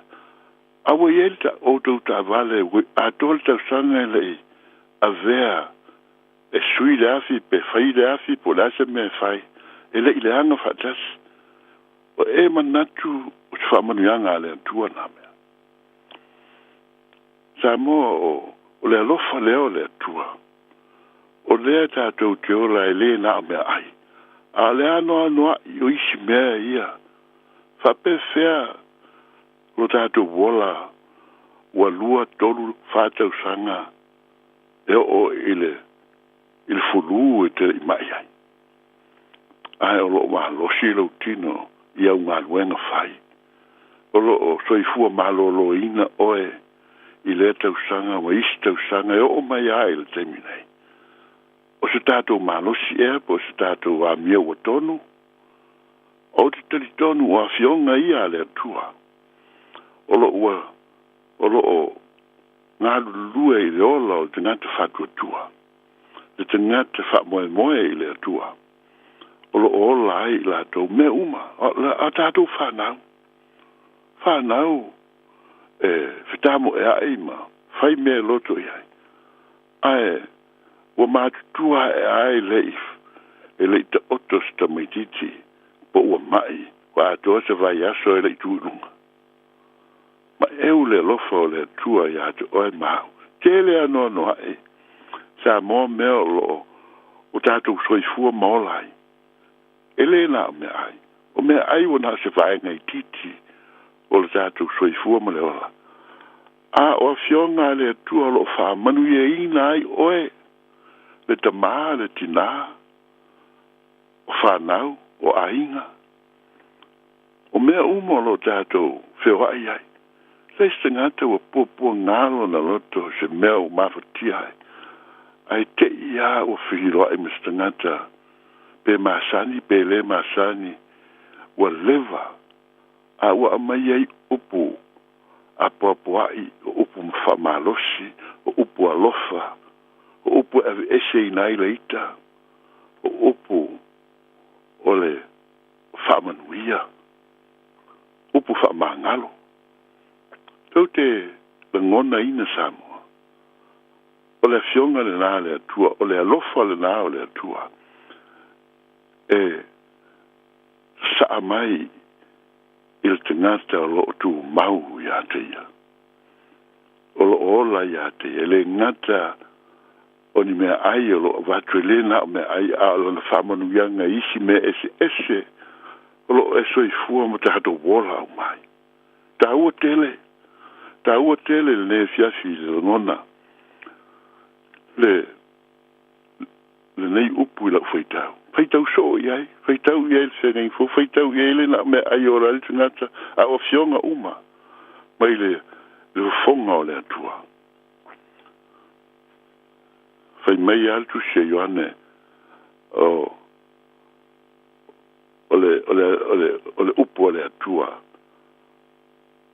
wa liu tino tangata le upu o le atua hapefena liu tino tangata le ea ia po le upu o lo te utala atu ma fofonga ina le atua a wa liu tino tangata a le liu tino tangata o le upu ke riso e le stamai tangata a le tangata e ofofo ngia o le tangata e mutua i malu ma pa ia o le tangata o iei le ola ma le malu ma lama o le tangata na whaatoi na loina le angasala ma le te apolo o le tangata le nei wa manu maloa iai i le langi ma le lalo langi wa a fio i le langi wana o ia o le tupu ao i le tātou o langi tā moa e whamaoni le atua i ana fionga e moni a fionga uma le atua lo uia feta lai ai mo oe mai tātou umanawa paulea ia maua i tātou le loto maulalo maua i tātou le whatua tua ma le alofa i le ali whateitai ona e alofa i le atua ioe tātou te manatu o tātou o nā ntangata ane ai o lo alofa i le atua Samoa ta māti nā le tama o le teine e teite ina atuai o winga whaina tā ma watu i le tafu e o le sa taulo ke iso ina i tātou maua le loto maulalo ma le whatua tua moni i le swafa manu malo i Jesu ke iso e le na o mea ai o la il tangata Samoa a o fionga umalawa e tulei iai le wafonga o le atua ma wha manu iai nai oe mai tātou umatai tō tasi o lo tātou mau ai le ola ma le ola atali la tātou te tālu o mātou te mai o i langi. Whawhetei tele lava i lau fionga. Lau whonga wheta lai mo i mātou le nei fiafi. E wha maoni lau o fio e ami o tonu oe le tupu au au. E mātango fia na uahala mātou. Wha longolongo atu o e wheta lai mai i o mātou tangata. I o mātou loto, i o mātou wanganga. Ta mai, ta lia mai sa mātou whawhetai le lava. Sa mātou upo vi ina i whamanuina whanene ina lau fio. Mātou te talo le ta mai, ia aua nā o nei, a ia tupu i loto ma mawhawhau o mātou lau whanau. Ona mātou vi i ma whanene ina lau swafa, i teimi umo le mātou wala. Ia leu tu vāo na mātou mana tua oi o mātou loto. Ila tae ao ma le fiafi. Tae ao ma le fiafi. Ia vi ia oe. Ia vi ia oe ia sanga vi ia lava lau suafa ma malu. Mātou te talo ia tupulo mātou walofa i lau fio. Tupulo mātou wala whatua tua i lau suafa. Tupulo mātou wala whapa ia ina. Ina ia o mātou o esel mātanga ma le inosia o le lalangi. A ia avea i mātou o nisi e te a fio tu mauai o mātou loto. Whawhitaita mai lo leo mai, lo pui mai, i lo whapele mai o mātou tangata. Mātou te whawhitaia lo alofa. Mātou te mori atu la mātou. Talo mo le loto wa l'ultimo moia ona o loa lofa le mavahe ai mātou iastaitas. Fatasi mai mātou le nei fiafi a meisi le lumanai le mātou wola tautua ia moni ma wha maoni mātou. Ia mātou ana e tautua lo suafa ma malu ke riso. Ina ia vei mātou o nisi e whaola i nai o mātou usua tangata. Se nganga o leiloa. Ia teita i mai e le malama o ke riso. Ta mai a mātou i loa le ano anoa i o me mātou o fie o lou fila ngalo pa ia e le na o mea ai e pupuhi ai o mātou loto o mea inu a o mea pa ia o fionga ma mana o lau o fio. O lo ua tumu ai le lalolangi ma le langi. Ua e fuaina mai mo i mātou. Ina ia mātou walai. Whawhetai. Whawhetai tele lo mātou atua. Ia oe lo mātou to maha. Ala mātou te talo lea. Mātou tui nātu i le nganga whātua tua. E ala ia Yesu ke riso lo mātou o lii ma le whaola. Ia ala mātou. Le programa na la reto le ola nei fiafi Samoa te tonu faisi o ngā lau whafonga mo le tātou whalongolongo te wea ina ia vea pele nganga pa ia o le atua whamatala atili i lau whilangalo mo tātou langona le roloto o lona whilangalo pa ia ina ia o tātou wola ma hofu ina atua ia so totoe o lo tātou wola e vi ia ailon swafa.